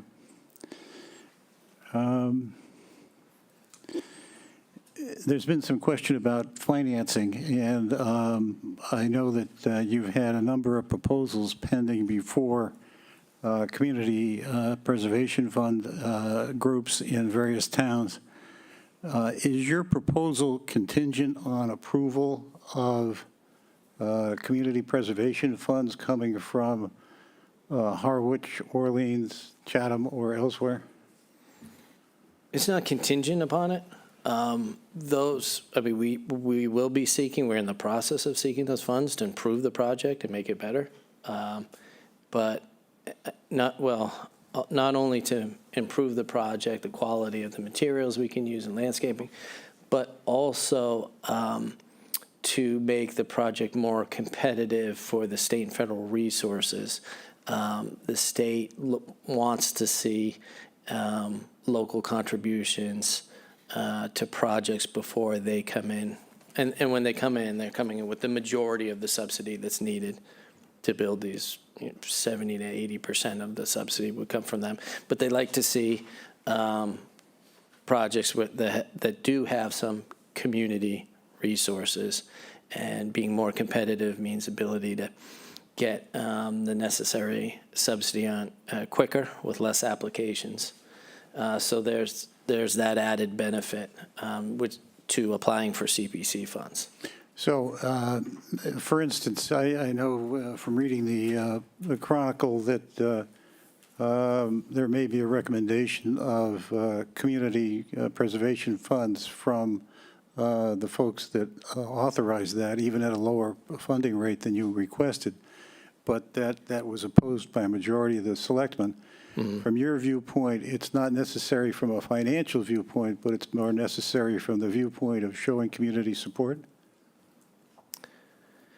Well, I would say it's both. I mean, it wouldn't kill the project not to have it, but we would have to make up for costs other ways, which may include asking for additional subsidy from the state, making our project a little less competitive, or having to not be able to add certain improvements and amenities that we like to add to the projects, like like site furniture and stuff like that after it's built. So it wouldn't, the project would go forward without any CPC contributions, but it would be very beneficial to have them for those two reasons, because it can be used to beautify the project even more, and also it can be used to make us more competitive with the state, so it gets funded quicker. So the project would be described to us for our approval on the basis of being doable even without the additional funds, and then the additional funds would be add-ons to what's being described to us? Correct. Okay. It would not be used to fund the purchase of the neighbor's site. Well, I'm not concerned about that so much as I understand that, but aside from that, you have amenities that are on the property themselves that are being described to us, the children's playground things and such. That, as I understand it, that's not contingent. Is not contingent. Fund, okay. I would say. But that would be example of, we could get a much higher quality and a nicer playground. Maybe expand the footprint of the playground stuff. Okay. It's just as a hypothetical. All right. On your memo concerning revised waivers from local requirements and regulations, in number 4, you say a waiver of parking requirements, 6 required spaces, 2 parking spaces per residential unit are required, where 67 spaces per unit are proposed. Those aren't at 67 per unit, are they? You're talking about 67 places for the entire operation? Yeah, correct. That's right. So that's a mistake in the memo. Yeah. And then I was confused by number 5 as well, which talks about a waiver of front, side, and rear setbacks of 40, 25, and 25 respectively required, where 37, 20, and 17 respectively are proposed. So you don't need a waiver if you're proposing setbacks that are less than are required, do you? Correct. There's a setback of 40 where we're proposing 37, so we need a waiver for that. There's a setback of 25 where we're proposing 20. And there's a setback of 25 where we're proposing 17. So we need waivers for all of those. Okay, well, that's not the way it reads. As I read it, we were saying that it requires 40, 25, and 25, and you're providing 37, 20, and 17 respectively are proposed. Are you not saying that that your setback is going to be 37 where 40 is required? 40 is required, and we're proposing 37, so we would need a waiver for that. Oh, I see, I'm sorry. sure. Yeah, I'm sorry, I got that Okay. screwed up. That's my problem. Just to clarify, there is a right-of-way that, I don't know if you recall, that came into the site for the entrance, so we do have a front setback waiver from that, and the side setbacks are 25 feet along these property lines here. There's no waiver along this property line. It's just this property line and then around the backside where the waivers are proposed. Okay, When we engineer more detailed plans, they'll be clearly shown. all right. And my last question would be right now is the dumpster locations you're looking at are at the bottom on the far eastern side of the property, of the developed property. Did you look at putting one of those dumpsters up at the other end of the property? It seems as if you end up with a situation where you've got some people who are in the far western buildings, which are, well, I have to look and see here. Numbers 3 and 4 have to go the entire length of the property. Did you look at the idea of putting a dumpster at that end? So we put the dumpsters where we thought would be best accessible by the trucks that need to get in there. So that's one of the main drivers as to where they're located now. So the trucks can get in and out cleanly from those locations. Well, so your tenant in Building 4 is going to carry the garbage the length of the parking lot down to dumpsters at the other end? Correct. Correct, yep. We also have full-time maintenance, and part of their role is assisting with that if there's residents that aren't able to for whatever reason, because of physical issues or weather-related, the maintenance man will be able to help with that. My last question, I guess, right now would be, we've seen photographs of some maintenance issues with respect to the Nauset Green property, which you developed, which seems to show some woodwork and paint issues that had been existing for quite some period of time without any kind of correction to that problem. Is that something you're aware of or can comment on? Sure, I can comment on that. That's a large project, and what was it, 18 buildings, and so there's a couple instances where I think there's some damage to some shingles that hasn't been replaced yet. But those buildings are in excellent condition. I believe most of the board has been to the property. The town administrator for Eastham speaks very highly of the project. She just recently gave us a recommendation to another town that we had applied for an RFP. I think, is it in 100% pristine condition? No, but it's pretty close. And it's, you know, if you're trying really hard to find something, a person will find it. And but overall, that is a very well-maintained property. We actually use it to show other people the quality of our management. And so I think that is some images might be made to make an unfair assumption over the entire property. And it's not just Village of Nauset Green. Folks are more than welcome to go see our fair project in Orleans, which is very close by, and our Swift's Landing project, which is two projects, a senior housing project and townhome project in Wareham, which isn't that far away either. And both of those properties are also in excellent condition. And that also gets overseen by the funding agencies and mass housing in the state. They come and they do the inspections. We always score extremely high on the maintenance and upkeep of the projects. Okay, thank you. Yep. So, Mr. Nixon, you are next. Thank you. As you recall, there were a number of issues that I was very concerned about, and you've successfully ignored them all, and that's okay. There's no rule that says you have to respond to me.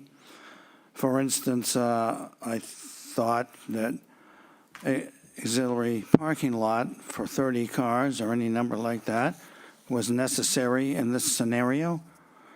Didn't hear a word about that. I talked about the density being too much, but that's similar to the other one that you folks had. I can't see more than 24 units, but you're sticking with the 42. And unfortunately, instead of 8 buildings, now there's 9 buildings. You didn't make that better, you made it worse. I talked about, at length, studio apartments. Your plans don't include anything for young folks who are starting out. The 21s, the 30-year-olds, they just get their first job, maybe at CBI, something like that, where a studio is perfect for 2 people. I know, because I think I mentioned I actually lived in one at one time. And you, I think, have excused that because there's no money in it for you, meaning the Commonwealth isn't going to support you having a studio. Is that correct? Did I misunderstand that? I think you're unfairly characterizing when you said there's no money in it for you. It's that project, a project you're describing will likely not be built because these type of affordable housing developments rely on the HLC funding. And studios are not. And HLC thinks, right or wrong, they think the studios is substandard. It's just why they're pushing for more 1, 2 bedrooms, especially the 2 bedrooms and 3 bedrooms. Mm-hmm. And the unit mix we've done is specifically tailored to meet exactly what HLC considers the perfect type of mix for this type of housing. Even though there's such a need at that level. Okay. You talked about you didn't feel it was economically feasible to put a sidewalk along the Penrose side, correct? So it's a money situation. It's not that. Well, it's both, and Joe can help me here. It's physically extremely difficult, which is why it makes it physically relates infeasible. to spending money, right? Yes. Yeah. Okay. Because I got to tell you, the bicycles and pedestrians, particularly children, don't mix on bike paths. I've got several personal examples I could give you, but when you have 4 or 5 kids, or even 3, that follow your path, get on the bike path, and are heading down to a bus stop or whatever it might be, and folks are riding their bike at 32, 35 miles per hour, whatever it might be. I'd have to ask Eddie Acton how fast he can get his bike up to. But they don't mix. It's a bad idea to put pedestrians onto a bike path. Bad. And finally, elevators. I know you don't have to put elevators in any of these buildings. You don't have to provide access for disabled people for the second story. But on Wednesdays, I help out with the Wheels on Meals and deliver meals to people. And there's a couple of buildings here in town that are for seniors. And if the elevators weren't in those buildings, those folks could not ever live in those buildings, nor get services such as a Meals on Wheels. So generally speaking, I'm very disappointed that you haven't addressed really any of these issues. Thank you, Madam Chair. Thank you, Mr. Nixon. David Veach, you're up on the other side of the room. Well, I guess in terms of questions, this might be, and again, with it paying attention to the new connector to the bike path, that same question that Paul asked was raised in my mind. And then I would say, I'm now going to say, I'm thinking that you'll be providing lighting, et cetera, along that path as well, right, for safety, et cetera. Yes, we'll be providing lighting. Okay. Yeah, and I don't think, in terms of questions, I don't think I really have any And more. Mr. Veach, it's also comments, so that you Oh, can comments give is- an idea of what your thoughts are. Oh, okay, Paul, so if- I thought we were going to do a question and then we would do Eh, comments. No, and I'm going to go back to Paul if he has any Okay. actual comments as well. So, all right, so in terms of comments, well,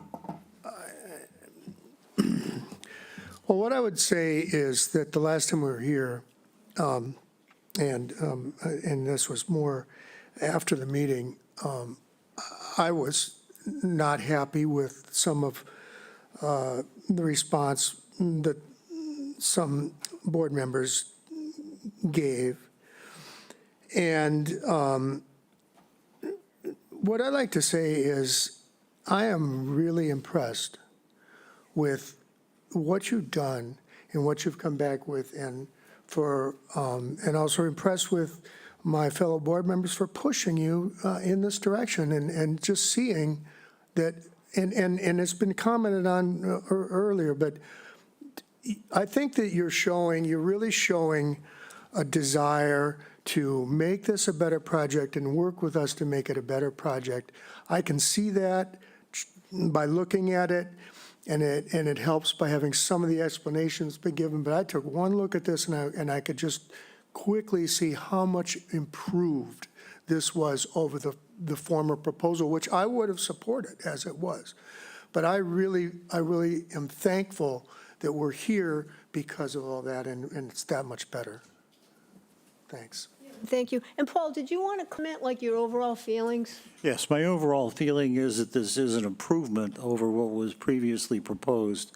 The access to Meeting House Road and the approach to the buildings is much better than it was before. We've eliminated some of that drop-off issues into the ravine towards Meeting House Road. We're increasing the playground area. I agree with previous comments that we've had that the twine field is nice. It's a conservation area, but it's loaded with ticks, and it's not really what I would consider to be a great child's play area.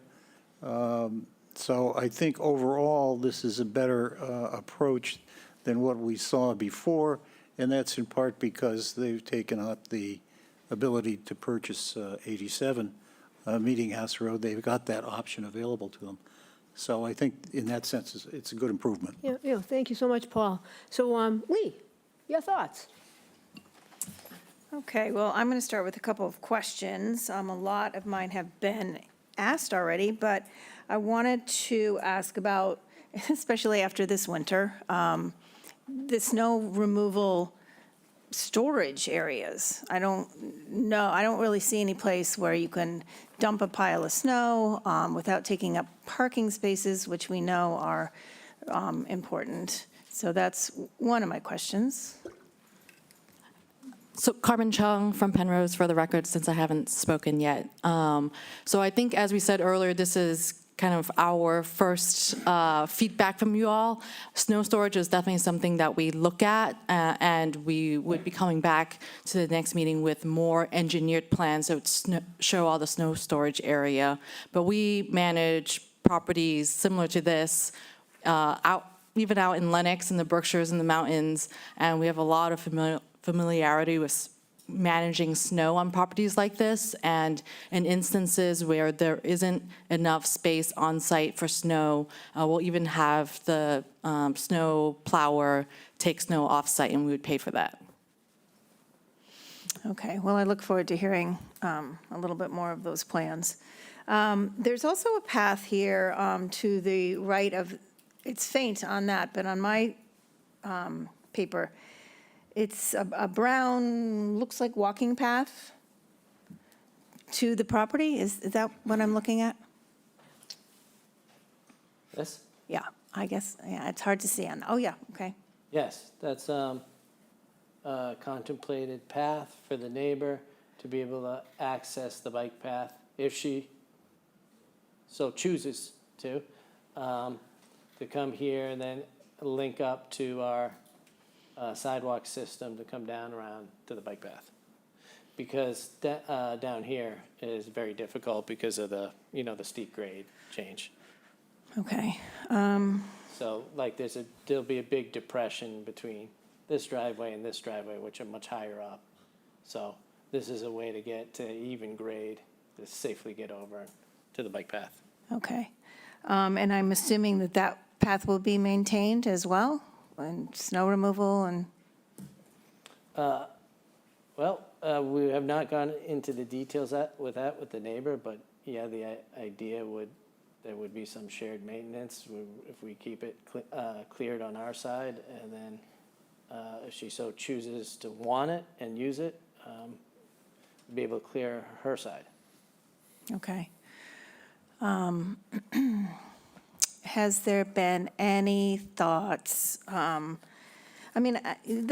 access to the bike path, the path down, it's good in theory. I appreciate that. I still think it's going to be tricky, but in the months that we don't have snow, and hopefully we don't get as much snow as we did this year, and maybe another access point on the further side, where are we? That would be the southern side of the property.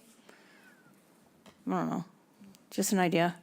And could you also tell me what the unit mix is? I guess I'm asking because I would like to see fewer units. I know you have 42, but if there's any way we could have fewer units, I know that you have set it up so that it's ideal, but if there's a way to decrease the units, that would be ideal for me and for, I think, a lot of people. So overall, I am pleased with the progress. I am pleased with the new location of the driveway. I like the new green space. I like the fact that we don't have those buildings overhanging. Those were really tough. I appreciate all of the work you've done, and the option that you have to buy 87, I think is a good option. I still think there's a little bit more work to be done, but all in all, I think it's a step in the right direction. And I'm going to go to Ed and then to Ginny.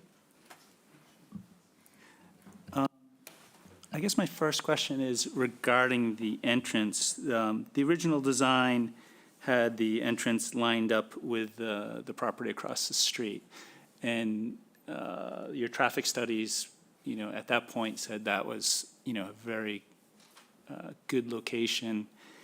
Having it directly across from the entrance across the street made sense.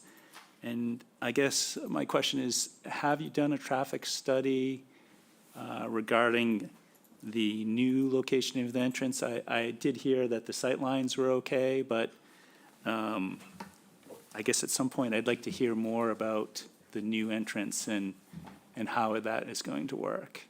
Sure. So as far as the traffic volumes, there's the same number of units. Sure. But before we moved the entrance, we did consult with the traffic consultant, Vanessa, and we were advised that you need to maintain a minimum of 75 feet from the corner of our entrance drive to the nearest driveway. So that was the parameters we went by, and to make sure that this worked with other surrounding driveways. I guess my second question is, the community funds that you're seeking from Chatham and other towns, when you get community funds, do towns restrict the use or designate it, what it can be used for? It's almost like a charity giving. Have you ever seen it where it's been designated for a certain use on a project? And I haven't elaborate. seen it. Usually, we've sort of identified what it will be used on.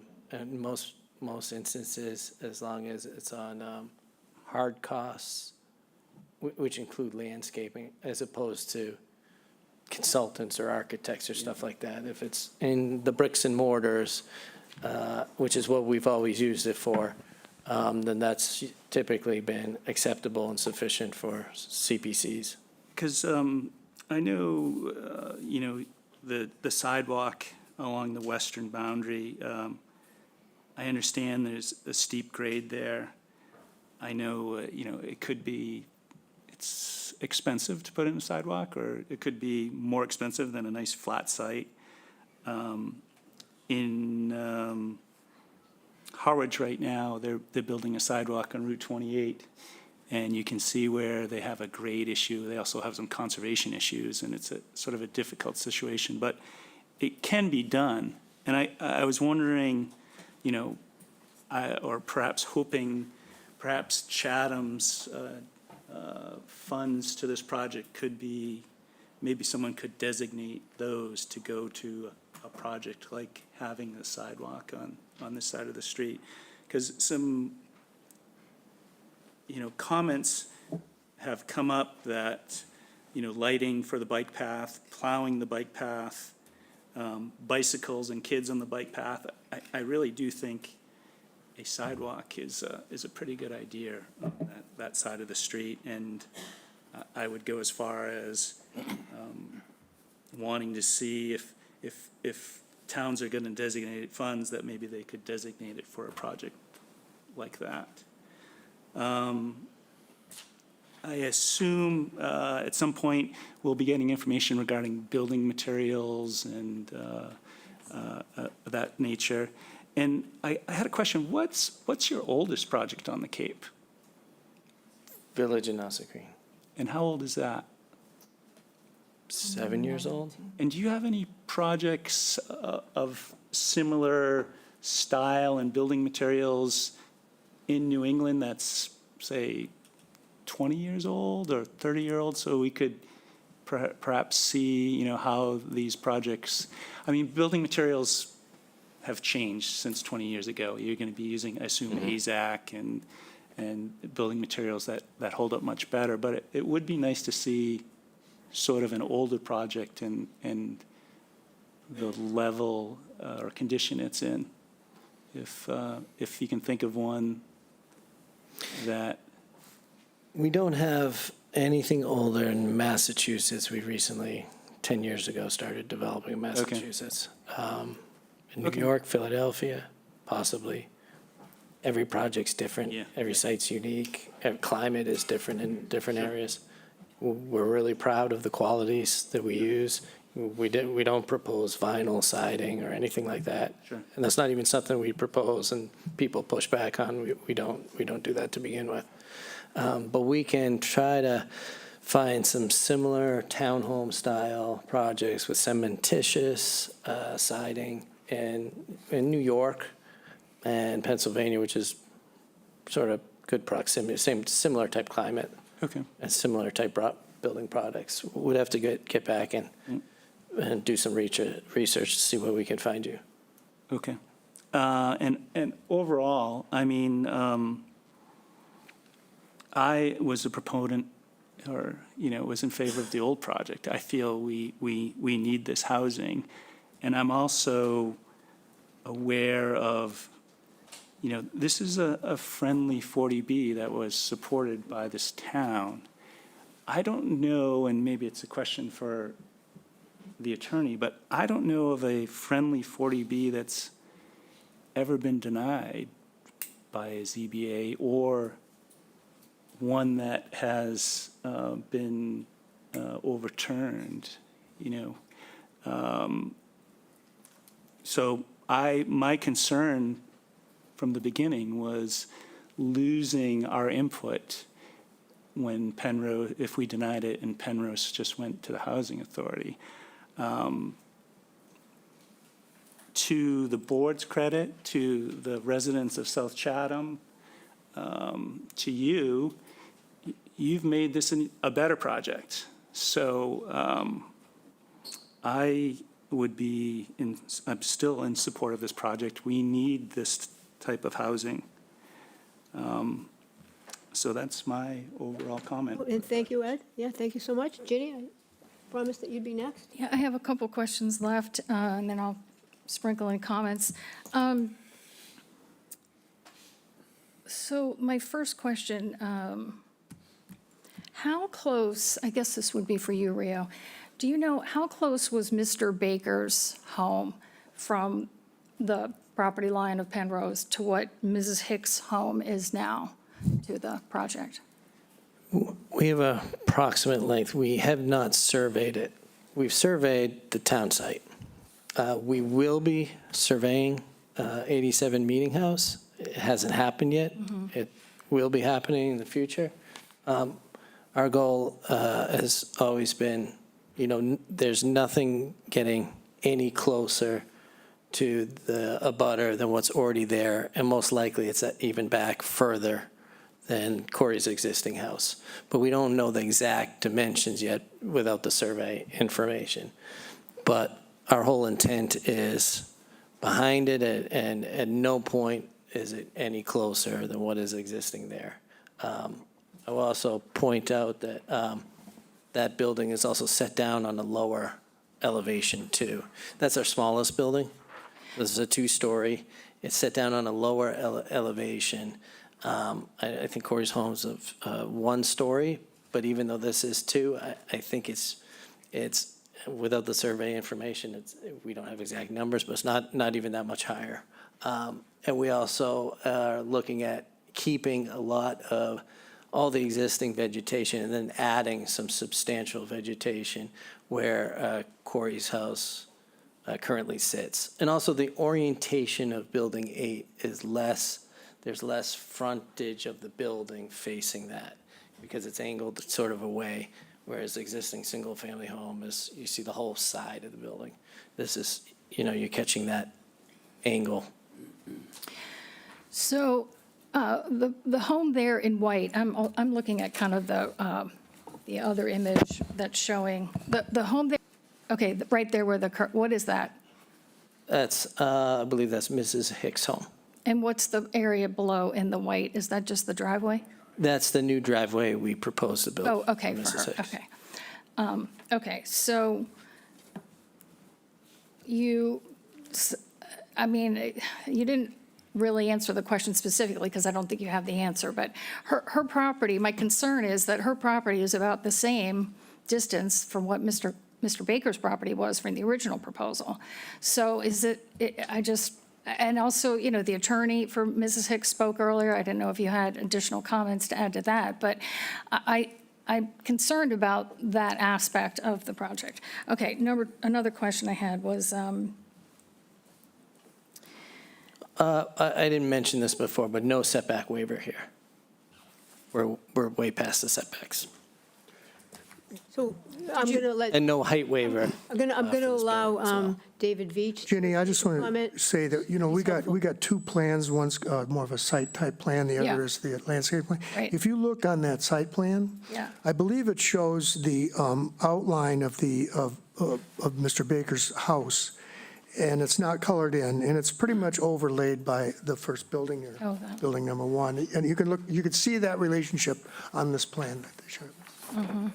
Thank you. You're welcome. Thank you, David. Yeah. Yep, thank you, Dave.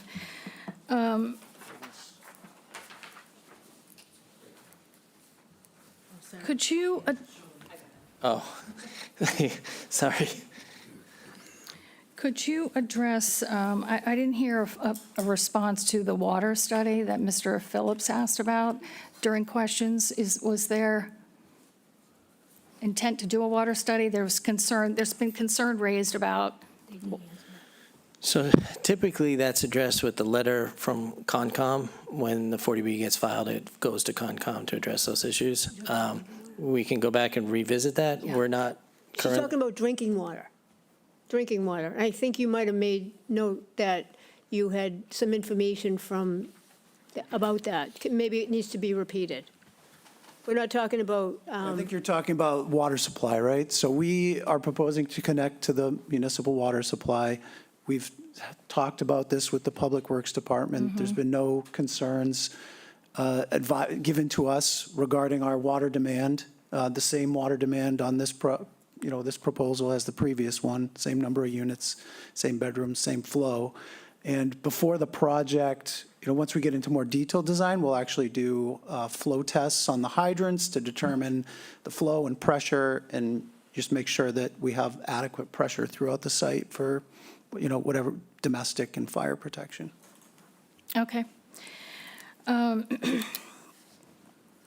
Also, I also, Rio, want to go back to the comment about the Nauset Green. I know that you mentioned that, you don't want to be nitpicky here, but that was something that was brought up 6 months ago at one of our hearings, and I was disappointed to read the letter that said that that particular side of the house was still not addressed. So that is, can you just elaborate a little bit more about that? You answered it, but you answered it more generally.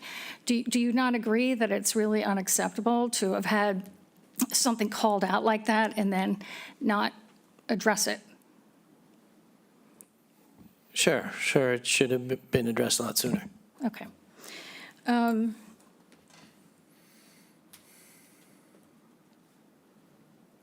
right, I wanted to just also ask you about the parking. So I do, and I'll start talking about comments. I think that the overall redesign is very creative. I think the changes were needed. I think that you've demonstrated that. The last hearing we had on this project, there was really significant negative feedback, and you have been responsive to that. But it was almost, I think Mr. Veach may have been the only one that liked the project. So it really is, it is an improvement, but it's an improvement that really had to be made. And I think that, let's look at the parking, for example. Parking was improved, but parking was 142 and it's now 156. Parking on Main Street was 150, was in like 1.5. And Main Street has much more accessibility to downtown. The folks that are in this location are much more remote and isolated. So to have the parking be the same as what Main Street is, I don't think that the parking is sufficient in the proposal. So even though you have improved the density, I think that you needed to get what is proposed here is much better.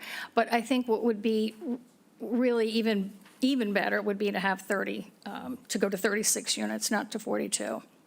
Because I would argue that the first proposal at 42 that you previously showed us was really a non-starter. And this is much better. But at 42, I think that's sort of where we were. I think it needs to go to 36. So I think those are, all my questions have been answered by the previous folks. The financials, you answered that the town would not be paying for the purchase of you answered that. Oh, I do have a question for Mark. Mark, sorry. Could you, at the beginning of your update, you said that the entranceway is more at grade. That's exactly how you said it. Is it at grade? I mean, will you need any kind of bridge or any, or is it, what did you mean by more at grade than what was there before? Because what was there before needed a bridge. So it's more of a level access. So as you come off the grade from Meeting House here, it's a much gradual slope up into development, where this point on Meeting House is much lower, but the development was more or less the same elevation. We have tweaked it a little bit to so no bridging is needed here for that? No, I mean, this side of it, there's a sloped embankment that's just needed to get back down to the existing depression. Does it require fencing, in your view? You're not proposing that? There's a guardrail on the south side, but it's not against where any pedestrians are. Okay. And we've provided a much bigger buffer between the curb and the guardrail, so it's an abundance of caution. Okay. And then, Mark, in the center green that you call it, I see the playground and I see the maintenance building. And you mentioned that area is like a tree canopy. Is that all like clear, grass underneath where it's shaded but grassy, open space? Yeah, we would clean up the existing forest to make it a place that could be occupied. But the goal would be in that area to save as many trees as we can. Yeah. Because the design of the central green and of the grading allows us to preserve that ground as it exists. Yeah. So improved, but keeping existing trees there. No, I really do like that feature. It was just hard to tell, and I didn't see the detail on it, whether it's 12 smaller trees or 1 or 2 larger trees. But the idea is that it would be usable space underneath a shaded canopy of trees. Yeah, Is that? And the short answer is we don't know yet. Yeah, When we okay. go to do the survey. That's your we will- vision? Okay. yeah. Okay. All right, thank you. That's all I had. And Steve? Hi, thank you for coming. I think I have a few safety-related questions, I think. They would be categorized. But the first question I have is, if you have the same number of units at 42, why is there another building? What changed that now requires another building from what you had originally? Sure. We weren't really considering it another building. It's not another building of units. It's a maintenance shed. So there's a shed to store stuff like the snow blower and bags of salt and landscaping supplies. It's where's the? Oh, yeah. Here we go. Okay, so the number of resident buildings is the same? Yeah, exactly the same. Okay. In those resident buildings, do you know from past experience how many people drive? Let's say there's 100 occupants. Do you know what the percentage of how many people have their own cars and drive to work and have their own transportation? We have a list of the number of cars on our other properties, and I can get a list of the number of residents. And I can get you that info. A lot of the residents are multi-generational, like a mother with 2 kids, and so 1 car. Then there'll be some units with maybe a couple with 2 cars, but it's usually more, we're building a lot of family units, so we get a lot more of the units with, young parents or single mother with kids, and usually it's 1 car. Because I guess what I'm thinking of is if there's 100 residents and 50% have their own cars or drive to work, that means 50% have to walk or find some other transportation. Do you have any thoughts of incorporating some kind of a a bus route that stops at or near the entrance to your property for Yeah, people we who would need- love that to coordinate. We try to do that at all our properties. We built a bus stop at Eastham because it's a great amenity for the people who live here. Just going back to the 50% don't drive, a lot of those are like kids that, they're not going to be driving anyways, or they're driving with their parents. They're I not understand. walking somewhere. But there's a certain percentage that every day they have no choice but to walk out to Route 28 or walk to the end of your driveway to find some other sort of transportation. Yeah, we'll go back and I'll get the figures. I am guessing that it is very rare that there'll be any units occupied by folks that do not have a car. And I will note what we've increased the parking to was what your consultant asked to, thinking that that was an adequate number based on this type of property in this location. We were a little lower. I thought the lower number was better, and I think personally we overbuilt parking, but we we moved it up, and this meets what the town hired for the traffic consultant, and it meets his figures that he deemed appropriate. Okay, so sort of in that same vein, is there any talk with the school district to have school buses go up through there? Because if you're a kid that's in building number 5, which is in the very back corner, using my rudimentary measuring device, my paperclip, it's approximately 500 feet to the entrance to your driveway. There's no school bus stop there, apparently, so these kids are going to be walking all the way to that back corner in, conceivably bad weather in the dark. Have you spoken with the school district about maybe having some buses run up through there? We haven't yet. We do. We typically do. This is very premature for when we usually do that. It wouldn't be in the dark. This is going to be well-lit walkways. And the goal would be to have a pickup here. Some of the properties, we get the school buses to come in next to the management building, which is great too, because then they can kind of hang out in the lobby in bad weather. But I feel this is very well designed for children to be able to access. I have 5 kids myself going to 4 different schools, all of which is a much more difficult path than any of the folks living here would have. It's completely enclosed. You have a property manager here, extremely well lit, so the kids are always being watched. There'll be, I forget if the enclosure we had down here, we had a covered enclosure. That's something we could look at Village of Nassau Green, the bus stop, and we had a covered one to help with the weather. Also well lit. I also think with like an alarm button system too, as well. If I could just add, we are also permitting a project in Harwich, and this question came up recently.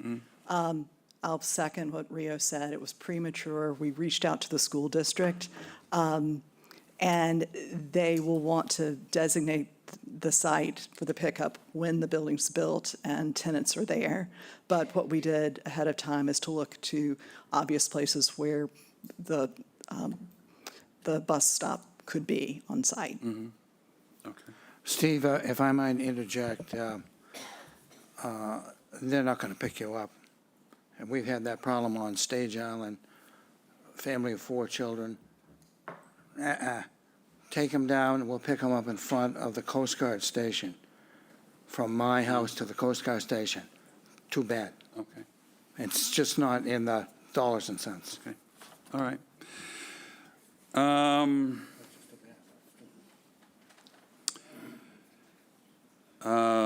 The pedestrian path, I assume, is going to be lit down to the bike path, and the bike path as well out to Route 137?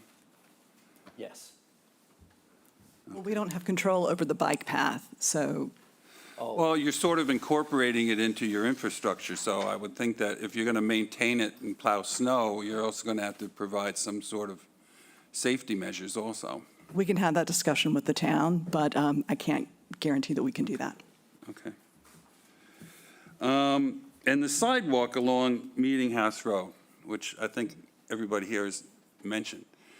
And, you said it was, a steep grade there and difficult to build. Also utilities, there's stormwater sewer stubs that are all in here. They would all have to be relocated. There's also many poles as well. Well, poles. they build boardwalks along the seashore that are elevated, that have to deal with all sorts of contours and obstacles. So I don't think it's impossible or cost ineffective to have some sort of a reasonable sidewalk along Meeting House Road. Because, getting back to my original question about how many people are going to be walking and riding, I think you have to provide something other than the bike path for people to get out to a maiden thoroughfare. Because there is going to be bicycles there, and the bike path is for bikes. So I think you need to provide some other sort of mechanism for people to get out to a major intersection. The bike path here is only for people on bicycles? No, but, you know, when you mix bicycles and little kids and people who aren't paying attention, I think it's just waiting for an accident to happen. But kids are currently allowed on the bike path. Not as many. They limit the amount of kids that can use the bike path? I'm sure there's not that many people walking in that area now as there would be if this project is done. I'm getting the sense that people just don't want our residents to be using this bike path. I don't think that's it. I think that needs to be done in a safe manner, and I think you need to provide as much safety as you possibly can on that portion. It's 150 feet long, so, you know, Okay. it's just not crossing the street there. Other than that, you know, I like this design better than the first one. I think it lends itself to the property a little bit better. You know, it is, you know, first crack at a redesign, and I think there's some good things here, but I think it needs some refinement. So look forward to seeing what you have to present in the future. Thank you. Okay, so it's my turn. I'm not going to talk like I did last time. I want it to be positive, and I'll start with a positive note. Let's see, what's positive? It's positive is that there's more room, and I don't think it's necessarily such a plus that you haven't asked for more units, because as we've gone back and forth about, and it's been true, that your LDA limits you to 42 units. And in order to have asked for more units, you would have had to go back to the drawing board, do a whole new LDA, and started the project really from scratch. You don't deny that, correct? Do you? I mean, do you agree with that? Somebody? Well, Anybody? I neither agree nor disagree. We would have to ask our attorney, but feel free to continue with the No, point. I will continue, but I might have, you know, this is questions and comments, so if I have a question, it would probably be in your best interest to try to answer it. So you agree that the LDA limits you to 42, right? Yes. Okay, that's On all I'm this- asking. On the site On this for one. the LDA governance. Yes, yes. So you couldn't have actually come back and said, well, look at all this extra space, we're going to try to put in more units. That would not have been possible with this application. That's all I'm pointing out for the public's knowledge, that you couldn't have done that today. You would have had to fill out a new application. But I'll leave it at that. I believe that's true. And unless somebody knows for a fact it's not true, I'm going to just leave it. I guess I would say that wasn't part of our decision-making. We know that there was concerns about the amount of units. And Yeah. we made the choice, you know, let's keep it the same. Yeah, but We there didn't- wasn't We really didn't a try to choice take make. advantage. So it wasn't like we only stayed at 42 because we had to. I think we didn't necessarily have to, but we wanted to. Okay, well, you had to for this application, and I'm just going to leave that alone. Okay, so next, we just learned about this when it was dropped in, you know, the office, and we all saw it. Nobody knew anything. There was some rumors and innuendos and this and that. But what about Ms. Hicks? Did she know about it before it was dropped into the public? No, as we were negotiating, we were under confidentiality obligations. Okay, And yep. So you haven't had a sit-down with her, whether or not she's comfortable with this? And you did hear from our attorney today. What are you going to do about that, if you know? Well, when we submitted the plans to you, we submitted them simultaneously to Gloria so she could see them and come back and give feedback. Yeah, and the feedback is, so there's a lot of things that, you know, her feedback is one of the outstanding issues. So is the finalization with Corey Baker's purchase. There's a lot of, you know, ifs here. And, you know, I'm not saying that they're not all likely. Do I think? I'm an optimist. I think you'll work something out with Ms. Hicks, because I know you've worked with her in the past. I do, but I don't know that for a fact. I think that you will probably acquire Corey's property. I do. And I also think that what stands out to me, I think, the most, and this is troubling, that you're really relying on the bike path as a way to get in and out of this property by foot. And I'm troubled by the fact that you didn't know that the town doesn't routinely plow the bike path. So I'm asking you to get a little bit more acquainted with how this town works. Like, I know I caught you off guard when I told you that there was a sign on the entrance to the twine field that said, this is a tick habitat, not just like there's ticks here, watch out, but like there's no universe where somebody would see that sign and feel comfortable putting a blanket down and having a picnic with kids. You just wouldn't do that with a tick habitat, because that's like where they multiply and divide. So this is similarly situated to me, that you really aren't well acquainted with what happens with that bike path during the winter. And I'm not picking on you, I'm just asking you to get more acquainted with the town that you wanna be in. You know, this area is very different from Main Street. That was a flat piece of property, and it really didn't make all that much difference in my mind, whether you had 10 buildings or 9 buildings. It was always going to be too much to many of us, but we had to make a decision. But this is a different kind of property, and I just would like you to get more acquainted with how this town works, okay? Yes, I understand what you're saying, Randy. We designed this, it wasn't access in and off the property. It was access to an amenity that's available for everybody else in the town. No. And we wanted our residents to be able to access that same amenity. This wasn't designed as some emergency access for our residents.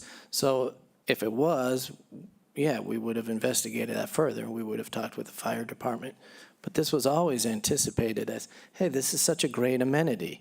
Families with kids would love this amenity. You mean the Let's bike get path, them- right? The bike path. Yeah, the bike But how path. are people going to get off of this property and walk off if they don't go through the bike path, across the street, with the crosswalk, right? I don't understand how else they're going to get off the property. So help me with that. Maybe I'm missing something. I'm not perfect. How else are they going to walk off? I guess the only other way would be to use this. Well, that is access down that, here. though. That is that, right? Yep. Yeah. So do you understand what I'm saying? That's how you walk off. And I'm just asking you to get acquainted with how the town works with that place to walk off. And to me, if I were voting on this, one thing I would have to know, and it would have to be clear as day, in that, contract, that you will have somebody there 24/7 that can clear the snow off of that, so people can get to school, people can get to work, people can go running, people can go walking, whatever they want to do. They can't be trapped like a rat in there. They can't be. So that, to me, is really, really important. So I've said it, and I know you've heard me, and I feel heard, by and large, looking at this plan compared to the last one. I feel heard, which is great. I should have started with that. I said I wanted to start with something positive. But that, to me, is glaring, very concerning. And also the situation with Gloria Hicks is concerning, because how we treat our citizens is the most important thing. That's number one. And, she lives there. That's her house. She's a member of our community. And we don't want you to just come in there and, put something public at the same time we're all hearing about it and think that she's just going to merrily go along with having 42 units right next to her. So I want you to pay close attention to that. I'd be asking you to pay very close attention to that. And let's see what else I have. Just give me 1 second. Okay. I totally agree with all the other comments that our colleagues had. And I'm not going to repeat any of them, but I think everybody has done an amazing job here, and I want to just commend this board for their typical and usual perfect, responses. So I guess, what would you like to do now? Continue I think that we're ready to continue. We don't have any more comments. No, right. You want to continue it? So we Would you wanna- like to continue it? Yes. Okay, very good. I think we picked a date of June 4th. Paul? Correct, June 4th. I'll move to continue the hearing to June 4, 2026. Dave Veach seconds and votes yes. All votes yes? Ed votes yes. Ed, you don't get to vote. I don't think, sorry. Dave Veach? I voted yes. Oh, you Can I did. vote I'm yes sorry. I'm for sorry. Ed as well? Mr. Nixon? Yes. And Ginny? Yes. And I vote yes. Thank you very much, and thank you all for coming. Thank you. Yes. Motion to adjourn. I think the people are. Paul? Motion to adjourn. Dave Veach seconds and votes yes. Everybody. All votes yes. Ginny votes yes. I mean, Ed votes yes. Ed, yep. Ginny votes yes. Steve votes yes. Lee votes yes. Yes. As do I, and what time is it? 4:40 PM. 4:40 PM. Good evening, Chatham.